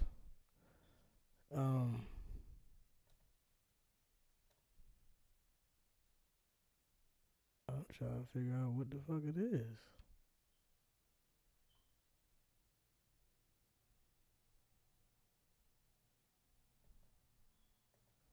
I don't know what the fuck is up with this mouse. Alright. Young Thug Atlanta travel restrictions loosened. Okay, so they loosened the travel restrictions for Thug. A judge has agreed to modify Thug's probation terms. Early this week, the legal team filed a motion to amend the 15-year probation, which initially restricted him from visiting Atlanta for the first 10 years, except for special occasions like funerals and weddings. The request aiming to allow him more time with his family, friends, and business partners in the city. According to WSB-TV, Judge Paige Whitaker ruled on Wednesday that to making changes if Thug complies with his probation terms for the first 3 years, he will be allowed to visit Atlanta for up to 2 weeks at a time and 4 times a year, with visits spaced out non-consecutively. So he can't do them back to back. He must notify probation at least 5 days ahead. Yeah. So yeah, they're gonna lift the restrictions. 3 years. And I hope Thug makes it on probation for 3 years. Because I'm telling you, sometimes people get out and forget that they was in jail and get to playing with them people. That's one thing you don't want to do. Let's see what Meek talking about. Like, yo, how does this thing keep popping up? This mouse is like, goddamn, it's a good mouse, but damn, how did this shit just keep popping up on me out the blue? All right, Meek speaks out about gun aim at fatal shooting of United Healthcare CEO. 100 kids get murdered in my hood. The press stuck on the CEO. Yeah, and that's deep. People get murdered in the hood every single day. But, you know, when they wanted to find this person, they'll find it. That's how you know, honestly, they okay with the crime going on in the inner cities. It's just when it touches the outer cities, they want to solve it. Real shit. It depends on who it is. They let niggas die all the time. You said, I've been to the range in different cities more than 10 times. But in PA, we got cops investigating me, questioning why am I buying guns. I had 10 rap friends killed and couldn't protect themselves. I'm working on my gun license. Help me not investigate I'm not retarded, you know. Yeah, I mean, you know, they gonna be on you when you black, honestly. We already know that. And then you're a celebrity. We already know that. He said Meek Mill shared his thoughts about the gun aim and fatal shooting of the healthcare worker and reveals the process of obtaining gun license. Yeah. He said it's 1,000 rappers that never speak on none of this shit. Yet every time Meek does, y'all scrutinize him. I'm convinced our people don't really want to help. They just want to complain about the problem. They can't change a point or point fingers. And I agree with that, man. The rappers, they don't speak on the shit that we need them to speak on. They just contribute to the hood crashing out. I agree with that. So, you know, I commend Meek for speaking out on that. And, you know, Meek's under fire for being around Diddy wearing the same clothes. So they want to hold it on Meek right now. They going to hold it on him. Yes, they are. And my baby though. Let me see my baby in the building. Hold up. Let me see. Hold up.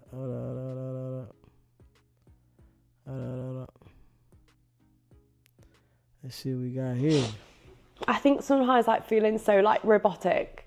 Like by the 30th, you know, like when we're getting on a bit, I've got like a routine of like how we're gonna do this, and like it just sometimes you'd like disassociate and be like, you know, like it's not like normal sex at all. In my head right now, I can think of like 5, 6 guys, 10 guys that I remember, and that's it. But it's just, I don't know, it's just weird, isn't it? Like if I didn't have the videos, I wouldn't have known I've done 100, you know. But yeah, I think that was kind of the hard part, is like conversing with them, and like when they'd kind of be like, oh, like we've only had 2 minutes or 3 minutes and you said 5 on the message. Did someone say that to you? Yeah. And obviously it just makes me feel so bad. Do you think you should feel bad about that? I guess when you've promised something to people, I think sometimes like feeling so like robotic. Like by the 30th, you know, like when we're getting on a bit, I've got like a routine of like how we're gonna do this, and like it just sometimes you'd like disassociate and be like, you know. Yeah, that's deep right there. Damn. Scamiana of the sea?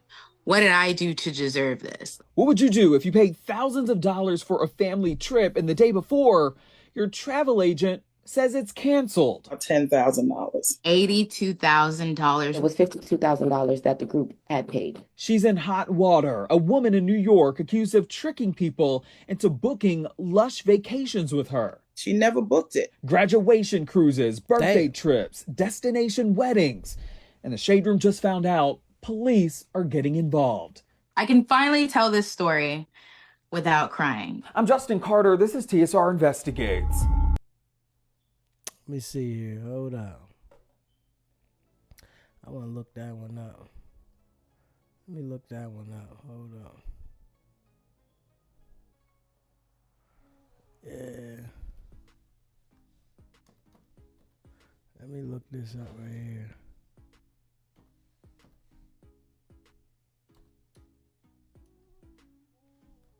Yeah, I gotta look this one up.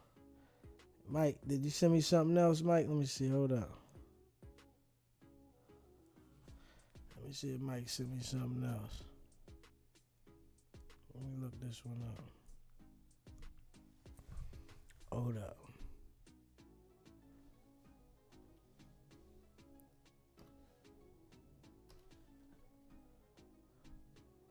Travel scam.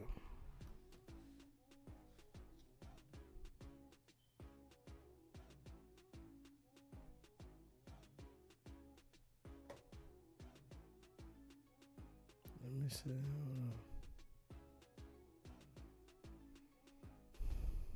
Let me see.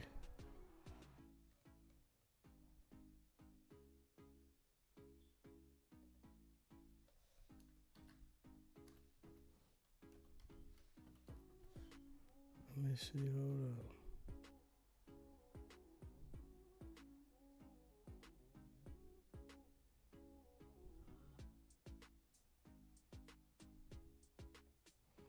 Yeah, hold up. Let me see. I'll try and find that one. Let me see. Thought I could find it.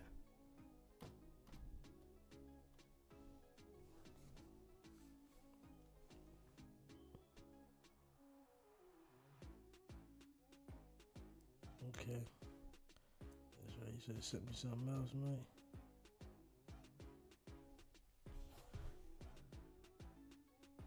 Yeah, I thought I got this one, mate. Yeah. I thought I got that one. Hold up.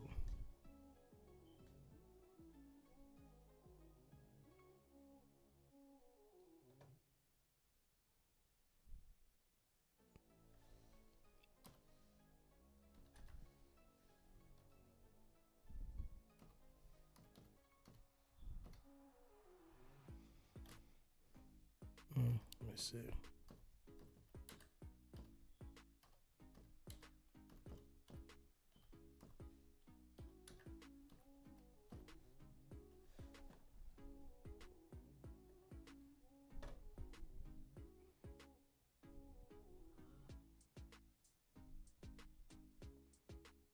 trying to see something.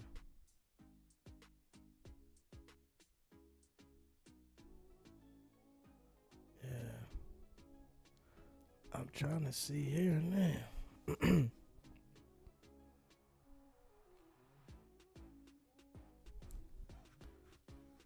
Yeah, I can't wait till I find out why the hell I kept getting that pop up.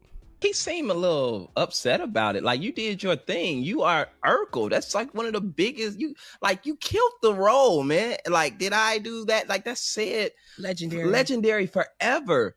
Like, I don't think he's giving himself enough credit. Like, exactly in this situation. And the part of like as if we looking at like we don't consider it a black show. Yeah, we did consider it a black show. Absolutely. You know what I'm saying? But it's I don't. Where do you think the anger? I could tell it's like some unrest. It's like a chip on his shoulder or something. Like he's not getting his credit. But like we look at that show and you carried that show. Absolutely. You know, I had the dowel. It was a little dowel that you pull the string in his back. Yeah. I do. And you should say, what you had to buy one? No, Oh. I didn't know. I was thinking what Zach said. I'm thinking about of moments, right? You think about what's up, Martin. You think about all of these different moments he has. Did I do that? When you think about Family Matters, he is the first person that you think about. Yes. You made an impact on culture, bro. You made a true impact. And I just don't understand. I think he hasn't stepped back and really, really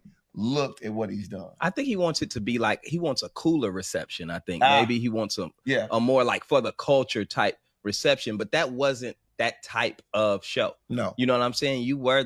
It was a family show and you played a nerd and it was cool and y'all went through regular day-to-day, you know what I'm saying, things. And like the other shows, but I think the other shows may have had like what we consider, I guess, adult leads. You know what I'm saying? Like a Martin, you know what I'm saying? Martin will come on there with the Jordan 2s on, with the you know what I'm saying? Will Smith, even though he played a kid in high school, they were dealing with more like adult, you know what I'm saying, issues and things. And you just played the lead character was just, I think, like a nerd, but you played the hell out of that role. And what about Stefan? And you turned into Stefan. Stefan cool. was that dude. Like all the ladies love Stefan. You know what I'm saying? I feel like you didn't do enough with Stefan because Stefan was popping in the streets. So yeah, Urkel was definitely snapping at his time. Let me see. Yeah, Urkel was definitely snapping. Let me see, Mike. You sent something. What did it say, Mike? Is this the channel it's on?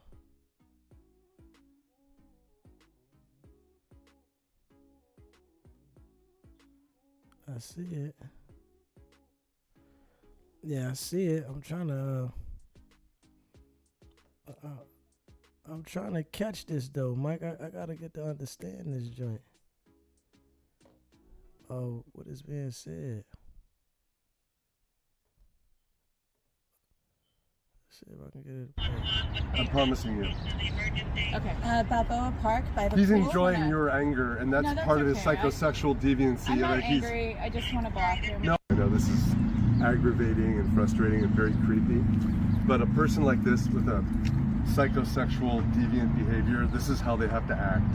He's obviously wanting you to react, so maybe it would be best if you walked back and let me handle it, and when the authorities get here, we'll take it from there. I'm promising you. Okay. Balboa Park by the He's pool. enjoying your anger, and that's part of his psychosexual deviancy. I'm not like angry. I just want to block him. No, I know this is aggravating and frustrating and very creepy, but a person like this with a psychosexual deviant behavior, this is how they have to act. He's obviously wanting you to react, so maybe it would be best if you walked back and let me handle it, and when the authorities get here, we'll take it from there. I'm promising you. Okay. Balboa Park by the He's pool. enjoying your anger, and that's part of his psychosexual deviancy. I'm not like angry. I just want to block him. No, I know this is aggravating and frustrating and very creepy, but a person like this with a psychosexual deviant behavior, this is how they have to act.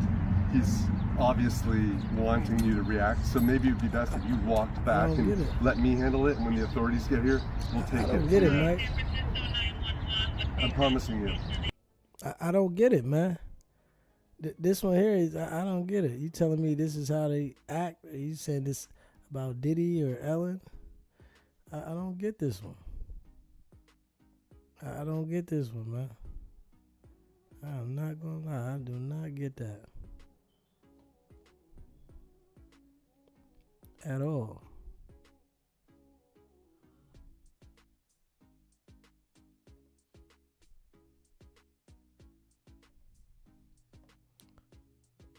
Across the country say a woman in Montgomery County is taking their money, but failing to fully deliver or deliver at all in some cases. Our Nydia Han here in studio to explain. Nydia. This is an awful situation. This travel agent is accused of advertising on Facebook and targeting people in her own Vietnamese community. Consumers telling the troubleshooters after the travel agent built their trust, she ripped them off, taking thousands of dollars for plane tickets that never materialized. Most consumers buy airline tickets online. Chloe Tran is no exception. I decided to go this route because I was told that this lady, she always buy flight tickets in bulk, and so she was always able to get cheaper flight for us. Tran says this lady is Hien Tan Nguyen. She operates a travel agency out of Souderton, Montgomery County, allegedly scamming consumers all over the country, using various business names, including Sukan Me. I bought 3 flight tickets, and it was just one way, and it was $3,096. But Tran says Nguyen never delivered on the flights to Japan. We purchased 7 tickets. Royal Chapman and his wife, Neha, say they paid Sukan Me $17,605 by check for visas and round-trip flights to Vietnam. But their trip never happened either. They say they became suspicious when the travel agent failed to provide all the tickets or even proof of confirmation before the trip, so they canceled it. My kids, they saw me cry a lot because I'm very upset. Ha and Chapman say out of the more than $17,000 the family paid, Nguyen returned only $2,000. I think it's wrong. I think it's completely wrong. Action News spoke to other consumers with similar stories. She's targeting her own community. We have a group call with all the victims, and it's really painful to see like some of the older victims, they didn't understand English. They make bare minimum. To add insult to injury, Tran, Ha, and Chapman say Nguyen threatened to take them to court for defaming her on Facebook. I've gotten information from 7 or 8 people thus far. Souderton Police Chief Brian Newhall opened a case against Nguyen in February and says it's an ongoing investigation. We've had 7 different states involved, going as far as from Florida to Michigan to Oklahoma. The troubleshooters reached out to the travel agency, which says, "We always put the benefit of our customers first. If there are any errors, we accept all legal responsibilities." At the agency's request, the troubleshooters sent all the information for the customers we spoke to, but never got a response. What is your advice for people so they don't end up in a situation like this? I understand booking online, it's convenient. I understand booking with someone who may have the same background as you and speak the same language as you. That doesn't necessarily mean they're going to be legitimate or they're going to do best by their clients. And Chief Newhall believes more victims are out there and he wants them to contact him. He says the police department can accommodate any language with translators in person or by phone. Call 215-723-6500. We're also putting that phone number online, and we're putting an email address for Chief Newhall on 6abc.com/links. You have to be careful. Yeah, really despicable what some of these scammers are willing to do to other people. Nydia, thank you. You gotta watch out. It's scammers every goddamn where. You know, you gotta watch out. Straight up, scammers everywhere.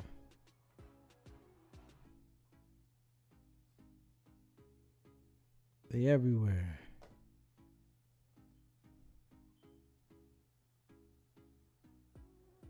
Hold up, let me see, hold up.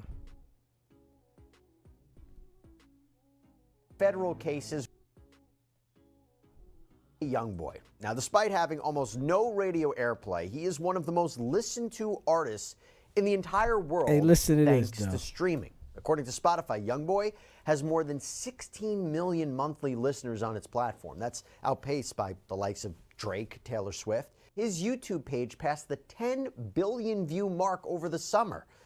But the artist's online success it has been punctuated by arrests out in the real world. We remember back in 2016, U.S. Marshals, they arrested young boy, accusing him of jumping out of a vehicle, shooting at a group of people on a South Baton Rouge street. He was facing 2 counts of attempted first-degree murder for that, but he ended up pleading guilty to a reduced charge of aggravated assault with a firearm. He was given a 10-year suspended prison sentence, 3 years probation. Fast forward, 2019, while he was still on probation, young boy was apparently involved in a shooting out in Miami. Someone inside of an SUV shot at young boy, injuring the rapper's girlfriend at the time, killing a bystander. Young boy fired back. His charges for the actual shooting, though, were dismissed, but he violated a special condition of his probation. He wasn't supposed to be spending time with 2 specific men who were connected to that Baton Rouge shooting, but he was. So for that, he had to spend 90 days in jail and the rest of his probation on house arrest. Then, 2020, prosecutors indicted young boy and 15 other people on drug and weapons charges after they filmed a music video in a vacant lot in Baton Rouge. He was eventually taken into custody, locked away in Louisiana, but his lawyers had asked the judge if he could be released on house arrest and be moved to a property in the Salt Lake City, Utah area. He had spent time in Utah as a child through a youth outreach program, and he'd grown close with what he called his adoptive family there, so they thought this might be a good alternative. And according to courtroom testimony, his attorneys believed that this move would, quote, help keep him out of trouble. And you know what? The U.S. District Court judge allowed it. Hey, by the way, we have been trying to actively cover updates for you in this NBA Youngboy case as it's developed, and I gotta call out our sponsor, Upside. I ain't there yet. Federal investigators. While he was in house arrest in Utah, young boy got caught up in a prescription drug fraud ring. Earlier this year, young boy was booked into jail on 63 counts before eventually being charged in court with 46 of those counts. And you remember his federal gun case, that was moving forward too. And he was actually hit with 2 more gun charges in connection with this drug fraud case. Now, in exchange for having his gun case transferred from Louisiana to Utah, young boy agreed to enter a guilty plea and sign paperwork pledging to do so once his case was moved. Now, in the interest of saving time, money, and effort, all the parties came together, the defense, the state prosecutors, the federal prosecutors, to do what's called a global plea. And that means that more than one case can be rolled into the same sentence. It's a way to resolve everything. So young boy has agreed to plead guilty in the federal case, and when he appeared in court on Monday in Cache County, Utah, his team alerted the court that a deal had been worked out and that young boy had planned to enter a no contest plea to several of the charges. Your Honor, it's anticipated that he will enter those pleas as charged. In other words, identity fraud as a 3rd-degree felony with 2 counts, forgery as a 3rd-degree felony, 2 counts, 6 counts of pharmacy fraud, which would be those count 4. And that's a Class A misdemeanor. And those are all Class A misdemeanors. There are 6 of those, and all of those the counts I just recited are the ends are all the pharmacy fraud cases. We are asking the court to waive time for sentencing. I have some specific requests as it relates to sentencing about the language, but the agreement is that my client will pay a $25,000 fine to the court. And Your Honor, I have a cashier's check in hand. I'm holding it now that I would like to publish to the court at the end of this. Upon payment of that, the state has agreed to a 402 reduction for each of those 4 felony counts. They would all be reduced to Class A misdemeanors, All right, Mike. and the case would close at that point in time. Okay, so NBA Youngboy entered a no contest plea to 10 charges out of the dozens that he was originally charged with, and this is all connected to identity fraud, forgery, unlawful pharmacy conduct. And when you enter a no contest plea, a little bit different than a guilty plea, no contest is basically saying, look, I can tell you that if this goes to trial, probably going to be found guilty, but I am not admitting my guilt. I'm not admitting wrongdoing. Now, as part of the deal, the felony charges were pled down to Class A misdemeanors. I'm going to give Mr. Williams a chance to put on the record just a little bit more detail about what's happening with the federal sentence and the amount of incarceration that Mr. Galden will be receiving as to why it might make some sense for the court to accept the plea bargain. Go ahead, Mr. Williams. Your Honor, thank you. I'm happy to do that. Your Honor, the agreement that my client has reached with the government, the federal government, is he's already entered this plea. This is a matter of public record. He reached an agreement that has yet to be accepted by the district court. I should qualify that a sentence of incarceration of 27 months in the Bureau of Prisons would be a reasonable sentence. And we're awaiting sentencing on that currently. But the position here is that that is a significant sentence. Candidly, it could be that if he were sent to the Utah State Prison on this, the board may release him far sooner than that. But he's going to do this 27 months within federal custody, which is why we're asking the court to follow this recommendation and this plea agreement that we've reached of just closing the case now. Then he can go and remain in federal custody and go do that time when that sentence is handed down. So 27 months in prison on that other case, and once he's out of federal prison, Youngboy isn't off scot-free. He has to follow strict probationary rules for 60 months. That's 5 years, or else he goes back behind bars. And as part of that federal probationary period, would Mr. Galden be required to, I assume he would be subject to probation searches that would involve ensuring that he is not possessing or using any dangerous weapons, such as firearms. Likewise, no illegal drugs or alcohol, things of that nature. That's correct, Your Honor. And federal probation is a sort of unique animal in the sense that it's akin to probationary terms in state, which is to say that they could impose the entire sentence that was initially available to impose if there were to be a violation, but he would have federal probation officers for that period of time. And Your Honor, I would just add to that too, built within the federal code is any violation of probation that includes possession of a controlled substance requires automatic revocation of the term of probation. So there is a lot riding on our client doing well after the Bureau of Prison time and then for 5 years on probation. Now, the judge, like you do when anybody's entering a plea, questioned Youngboy about his willingness to accept this deal, to plead no contest, and also check to see if anything could be unduly influencing his decision. Mr. Galden, have you had enough time to speak to your attorneys about this decision to enter into this plea bargain? Yes. Have they gone over with you the rights that you would be waiving by accepting this plea bargain and entering no contest pleas and being sentenced today and having this case closed? Yes. Mr. Galden, are you under the influence of any drugs or alcohol today? No. Are you on any medications right now? No. Are you thinking clearly today and understanding everything that's happening in court? Yes. Has anybody forced you or coerced you to get you to accept this plea bargain? No. Are you pleading no contest today because you believe that the government does have sufficient evidence to be able to prove each of these each of the 10 charges that you would be entering a no contest plea to today beyond a reasonable doubt? No. Are you acknowledging that even though you're maintaining your innocence, that the government would still be able to prove these charges in court potentially, and so you believe it's in your best interest to accept a plea bargain? No. In order for me to accept your no contest plea, I just need to better understand and make sure that you are acknowledging that the global resolution of these cases is in your best interest, and that there is some basis for you to be accepting the plea bargain. There is some evidence that you believe would justify you accepting the plea bargain. Are you able to acknowledge that?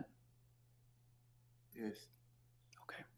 Obviously, this is necessary. It's important for the judge to make sure a defendant understands what they are agreeing to, what they are giving up, what their rights are, because the last thing that anybody wants is for them to enter into a deal and say they entered into it under duress or they didn't quite understand what was happening, have to go back to the courts. This is clear. Now, the judge asked the prosecutor to provide a factual basis for the allegations being made so that it would be on the record with the court. This is very standard, and anytime somebody enters a plea, you kind of want to list out what exactly we're talking about here. And for us, that gives us more details on what exactly young boy did. Let's have a factual basis to support the 10 charges he's pleading to. Your Honor, the defendant is ultimately criminally responsible, particularly under Utah Code 76-202, for a large-scale prescription drug fraud ring that has been known to have acquired various prescription medications, specifically promethazine with codeine, which is a cough suppressant that's a heavily abused Schedule 5 controlled substance in the state of Utah. And those were secured from multiple pharmacies in Cache County, as well as other pharmacies in northern Utah. Mr. Galden had acted with others in this criminal activity, particularly where there were 2 co-defendants, which were recently had their cases resolved before this court. And those co-defendants were intercepted as they were trying to pick up the fraudulent prescription at Larry's Pharmacy in Smithfield here in Cache County. Those 2 individuals were using Mr. Galden's vehicle to make the pickup, and they were detained by law enforcement. And shortly thereafter, someone contacted law enforcement, pretending to be an elderly woman to whom the fraudulent prescription belonged. The prescription was listed to be for a Gwendolyn Cox, but this elderly woman, who was clearly someone pretending to be an elderly woman, said her name was Gwendolyn White and couldn't provide a birth year. This is important because fraudulent names such as Beatrice White, Bethel White, Carolyn White, Harriet White, Anna White, and Gwendolyn White were all being used through this scheme. Yeah, so according to prosecutors, the doctor's name on fraudulent prescriptions was actually a real doctor in Provo, Utah. But when investigators contacted him, he didn't have any patience with the fake names or know anything about the fraud. Prosecutors also say young boy called in prescriptions under his own name, but with other key information changed.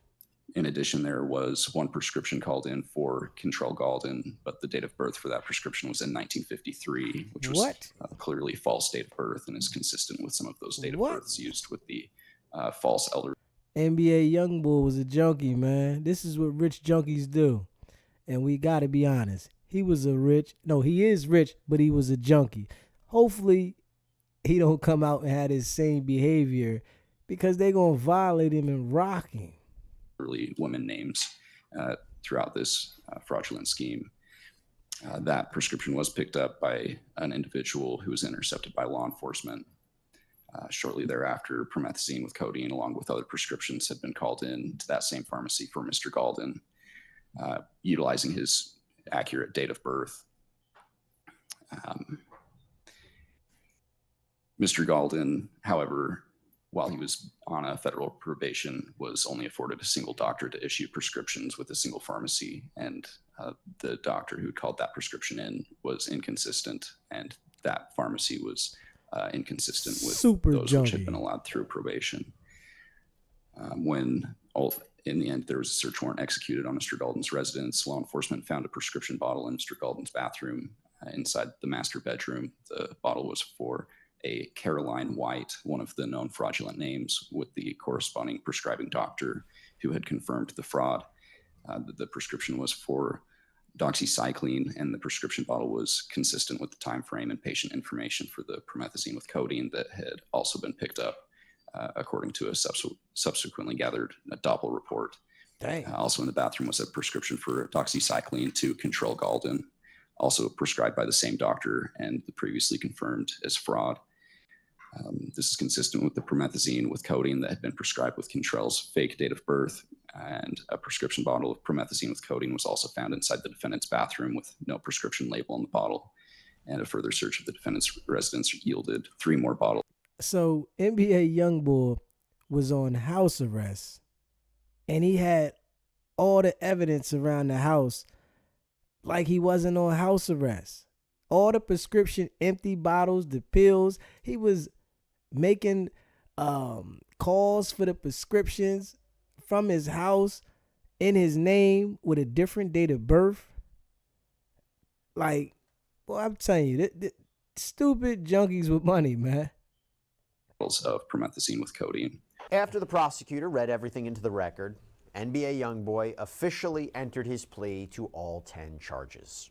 To the charge of pharmacy fraud, a Class A misdemeanor, 6 separate counts.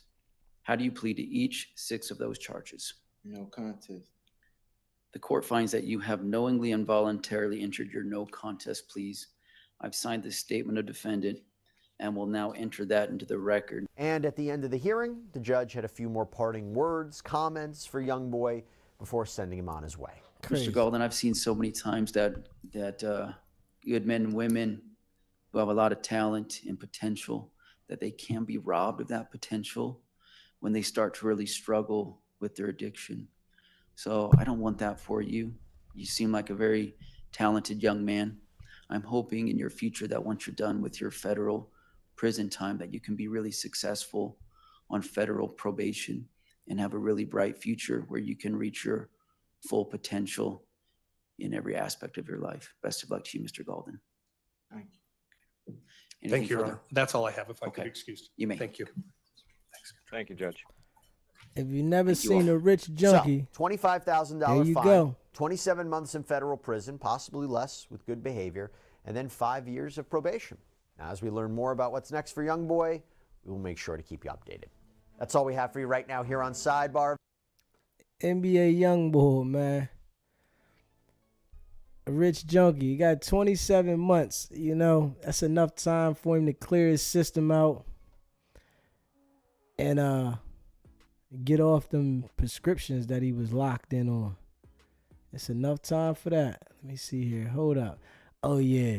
This guy right here tripped out. And this guy right here, this the guy that jumped over the bench and swung on the judge, right? And they gave this man 26 to 60 something years, rocked his bell, and he wanted to tell the court that he has mental issues, but he's not a bad person. Nigga, you jumped over and swung on a judge. They rocked his motherfucking bell. Hold on. Yeah, they rocked his motherfucking bell. We'll get him up here. He up here talking. Listen to this dude. But this is just, it's not right to me, you know? I'm not an evil guy, and I just keep going after me. I see spirits, I hear voices. I've been going through this for over a decade now, really since 2012, you know? And I just feel attacked or just not safe since I was a little kid. And me growing up, I didn't know that I had these problems. In 2022, I came to prison for the first time. I accepted responsibility for my actions. When I did what I did, I committed a crime in 2020 of December. It was 4 years ago. I paid my debt to society. I got out thinking I'm gonna get work. I was really sick and ill. I was very malnourished. I don't complain about things. I don't point the blame when people have done me wrong. I still treat everybody right. And the state just stated that I have no remorse and they feel like I'm a bad person. I just don't understand why are they coming after me like this.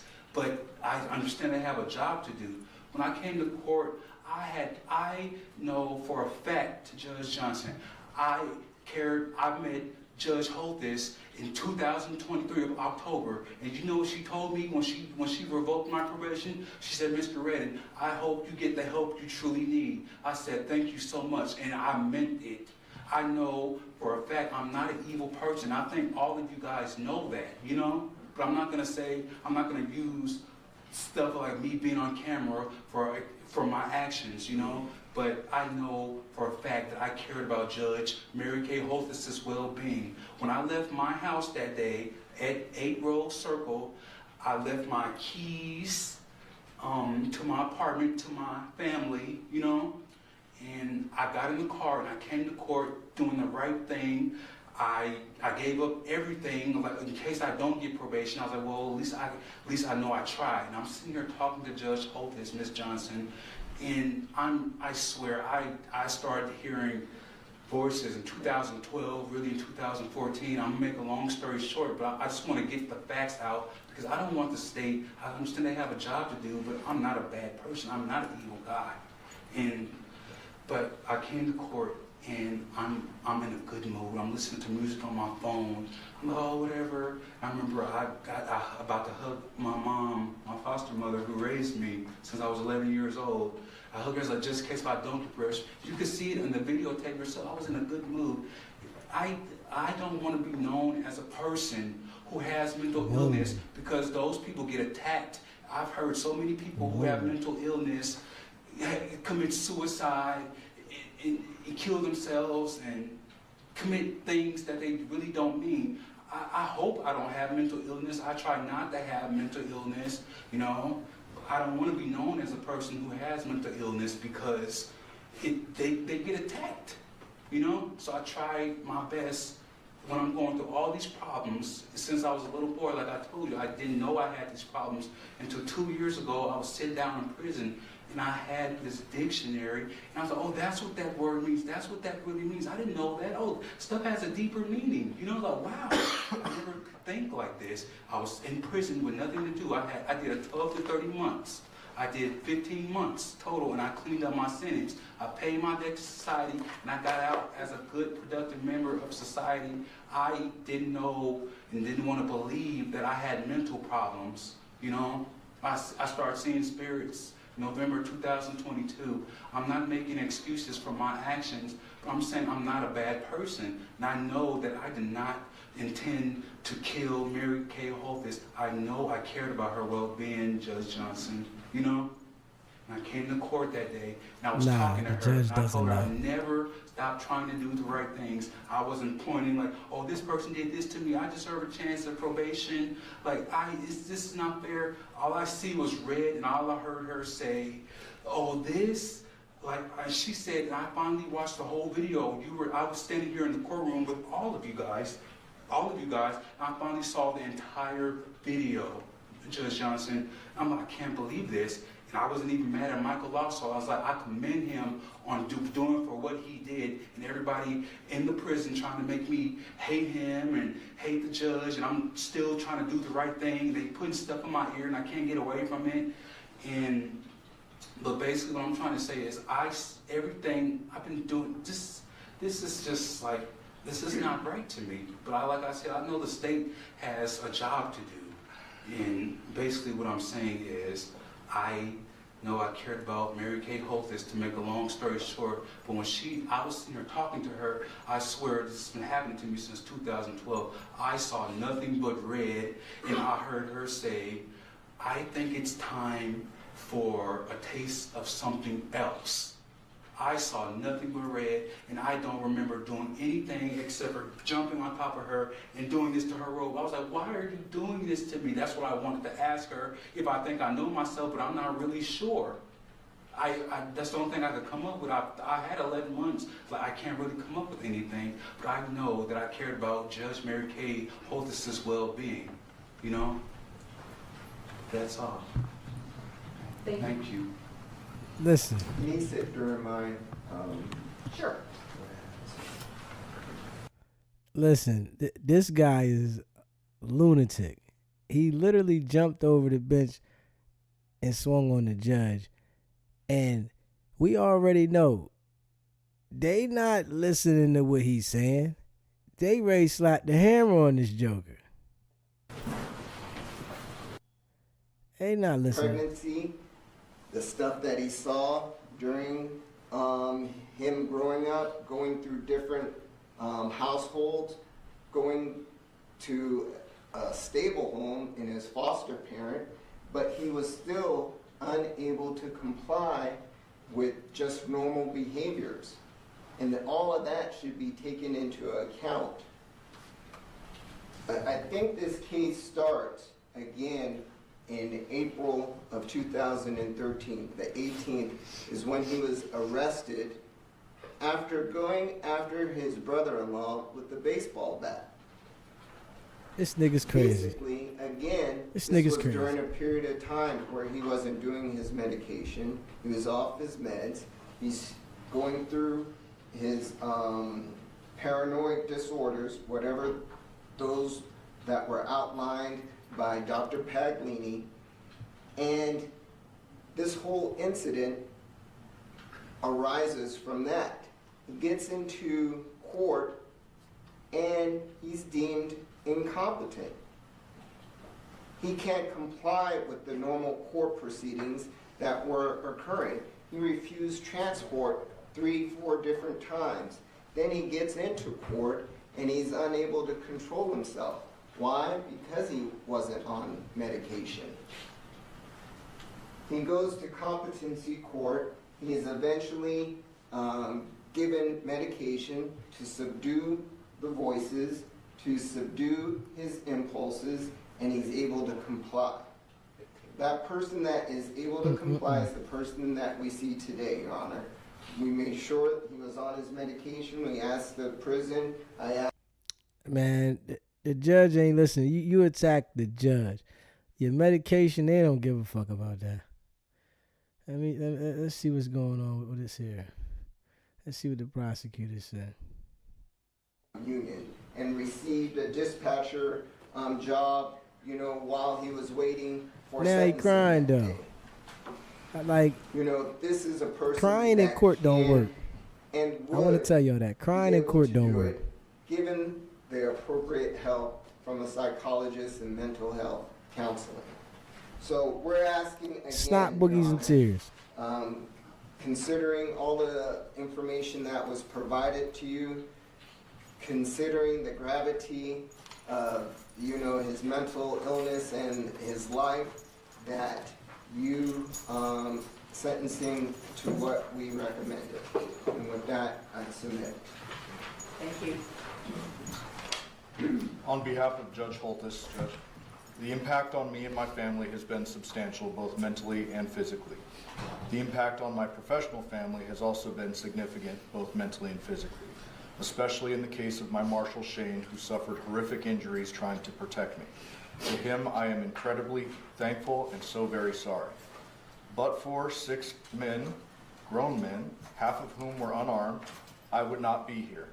To them, I owe my life and will forever be grateful. For years, the system has tried unsuccessfully to help the defendant conform his behavior and limit the danger he presents. Instead, his behavior has escalated to this: trying to kill me as I sat, just doing my job, in a courtroom surrounded by guards and court personnel. He made a conscious decision to kill me and made every effort to succeed. If he had his way, he'd be facing a sentence of life without the possibility of parole for murder. It is likely no surprise that for me, as well as his future victims who may not be as lucky, I wish for the maximum sentence allowed. Ooh. Thank you. Were there any other speakers? No, we'll submit it, Judge.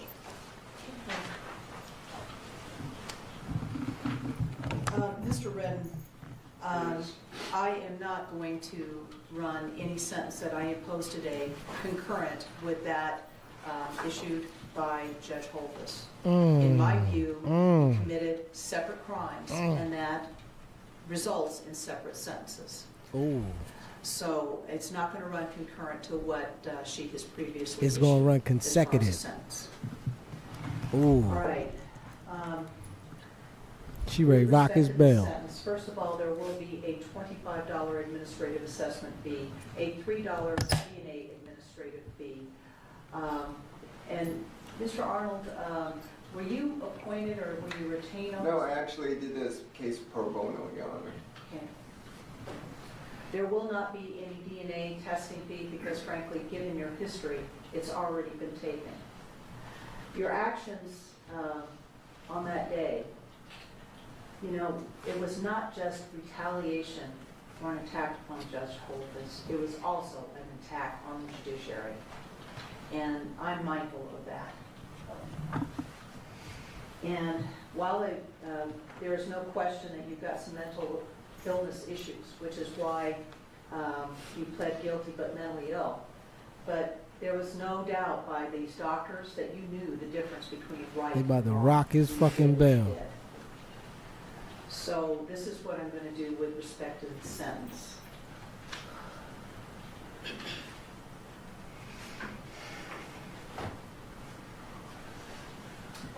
Okay, with respect to count one, sir, I'm going to do this.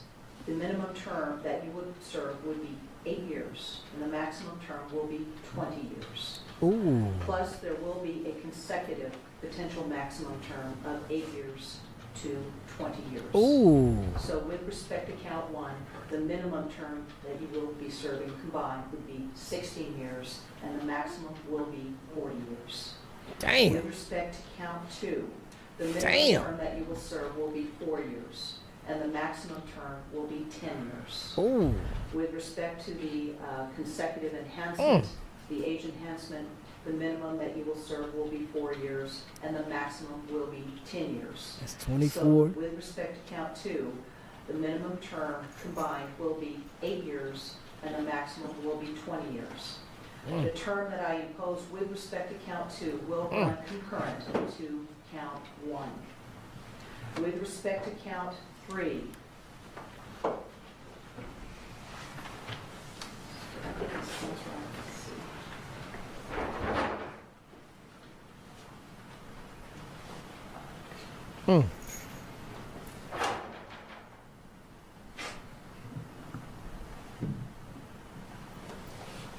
the minimum term that you will serve will be 2 years. The maximum term will be 5 years.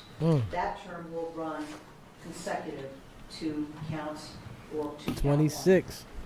With respect to count four, the minimum term that you will serve will be 4 years, and the maximum term will be 10 years. That also will run consecutive to counts 3 and counts 1. God damn. He don't even understand these numbers right now. These numbers is crazy. They up in the Twinkies. God damn. With respect to counts, She lost him. well, wait a minute, yeah. She literally lost him. With respect to counts Damn. 6 and 7, sir, the minimum term in both of those counts will be 4 years. The maximum term will be 10 years. However, those will run concurrent to each other. Okay, so she gave him concurrent, so they're going to run together. So I'm not following what your attorney has suggested. I am following what the state has suggested. Did I catch Ooh. wrong? I believe you skipped 5. With 5? Correct. Sorry about that. Ooh. Damn. It was the dumbest thing he could have ever did was jump at that judge. That was the stupidest thing he could have did. Will be a minimum term of 2 years. Damn. And the maximum will be 5 years. That will run consecutive to count 4. And then counts 6 and 7 are concurrent to each other and concurrent to... And consecutive to, well, wait a minute, that was, count 6 was with respect to Officer Brandon, right? Officer Boo. You're on Officer Boo. That Man, will she run gave this man so consecutive much time. to She forgetting. counts, the other counts.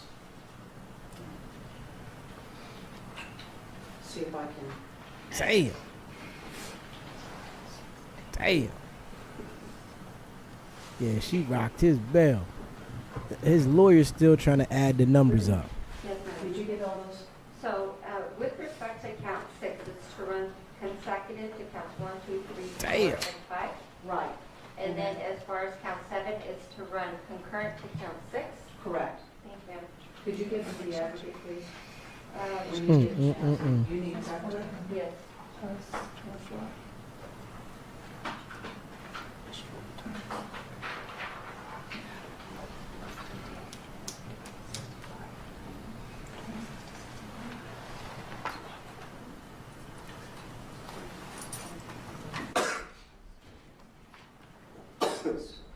You show 26 to 65. I'm gonna verify. He turned a little bid into a extensive long bid. 20-something years. He gonna get all the medication he need in there. Damn.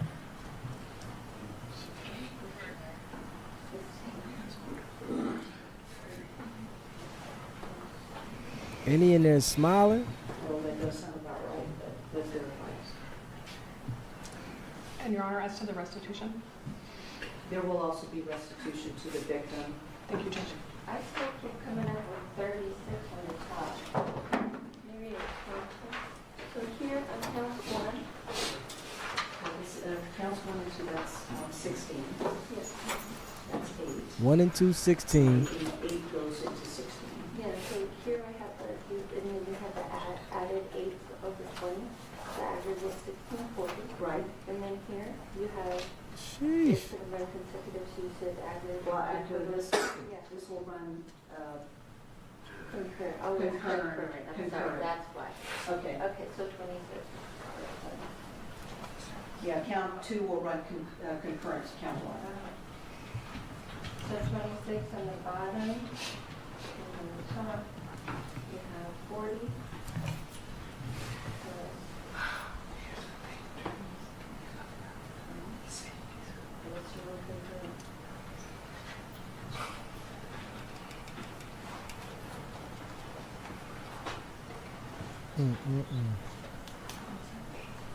Man, they trying to configure all this damn time up. I think it was at 26 though. The prosecutor's 36. 26 years to 65 years. I heard it. 26 to 65 years. That's about right. Okay. God. And there will also be restitution to the victim, payable to the victim in the amount of $61,318.41, and that is CCMSI. Yes, Your Honor. And what does that stand for? I don't know. I apologize, Your Honor. Okay. Could you do me a favor? I can look Let it me up. know what that is, because we need to put that in the judgment of conviction. And we need to give this gentleman credit for time served. 16 days. 60 days? 16. 16 days time served on a 26-year sentence. Thank you, Judge. Damn. Thank you.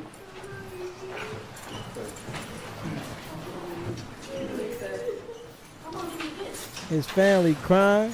They rocked his fucking bell. His family crying. They literally rocked his fucking bell for fucking jumping over that bench at the judge, man. God damn. God damn. 26 to 65 years. Man, that was the dumbest shit this dude could have did, man. I ain't even gonna hold you, man. God damn. Yeah, man. Hey, listen, man. I appreciate everybody that watches the channel, man. If you haven't already subscribed, hit that subscribe button. Go check out the merch, sbgbtv.com. And hit that subscribe button. But y'all already know, man. It's not about the setback. It's about the get back. Now.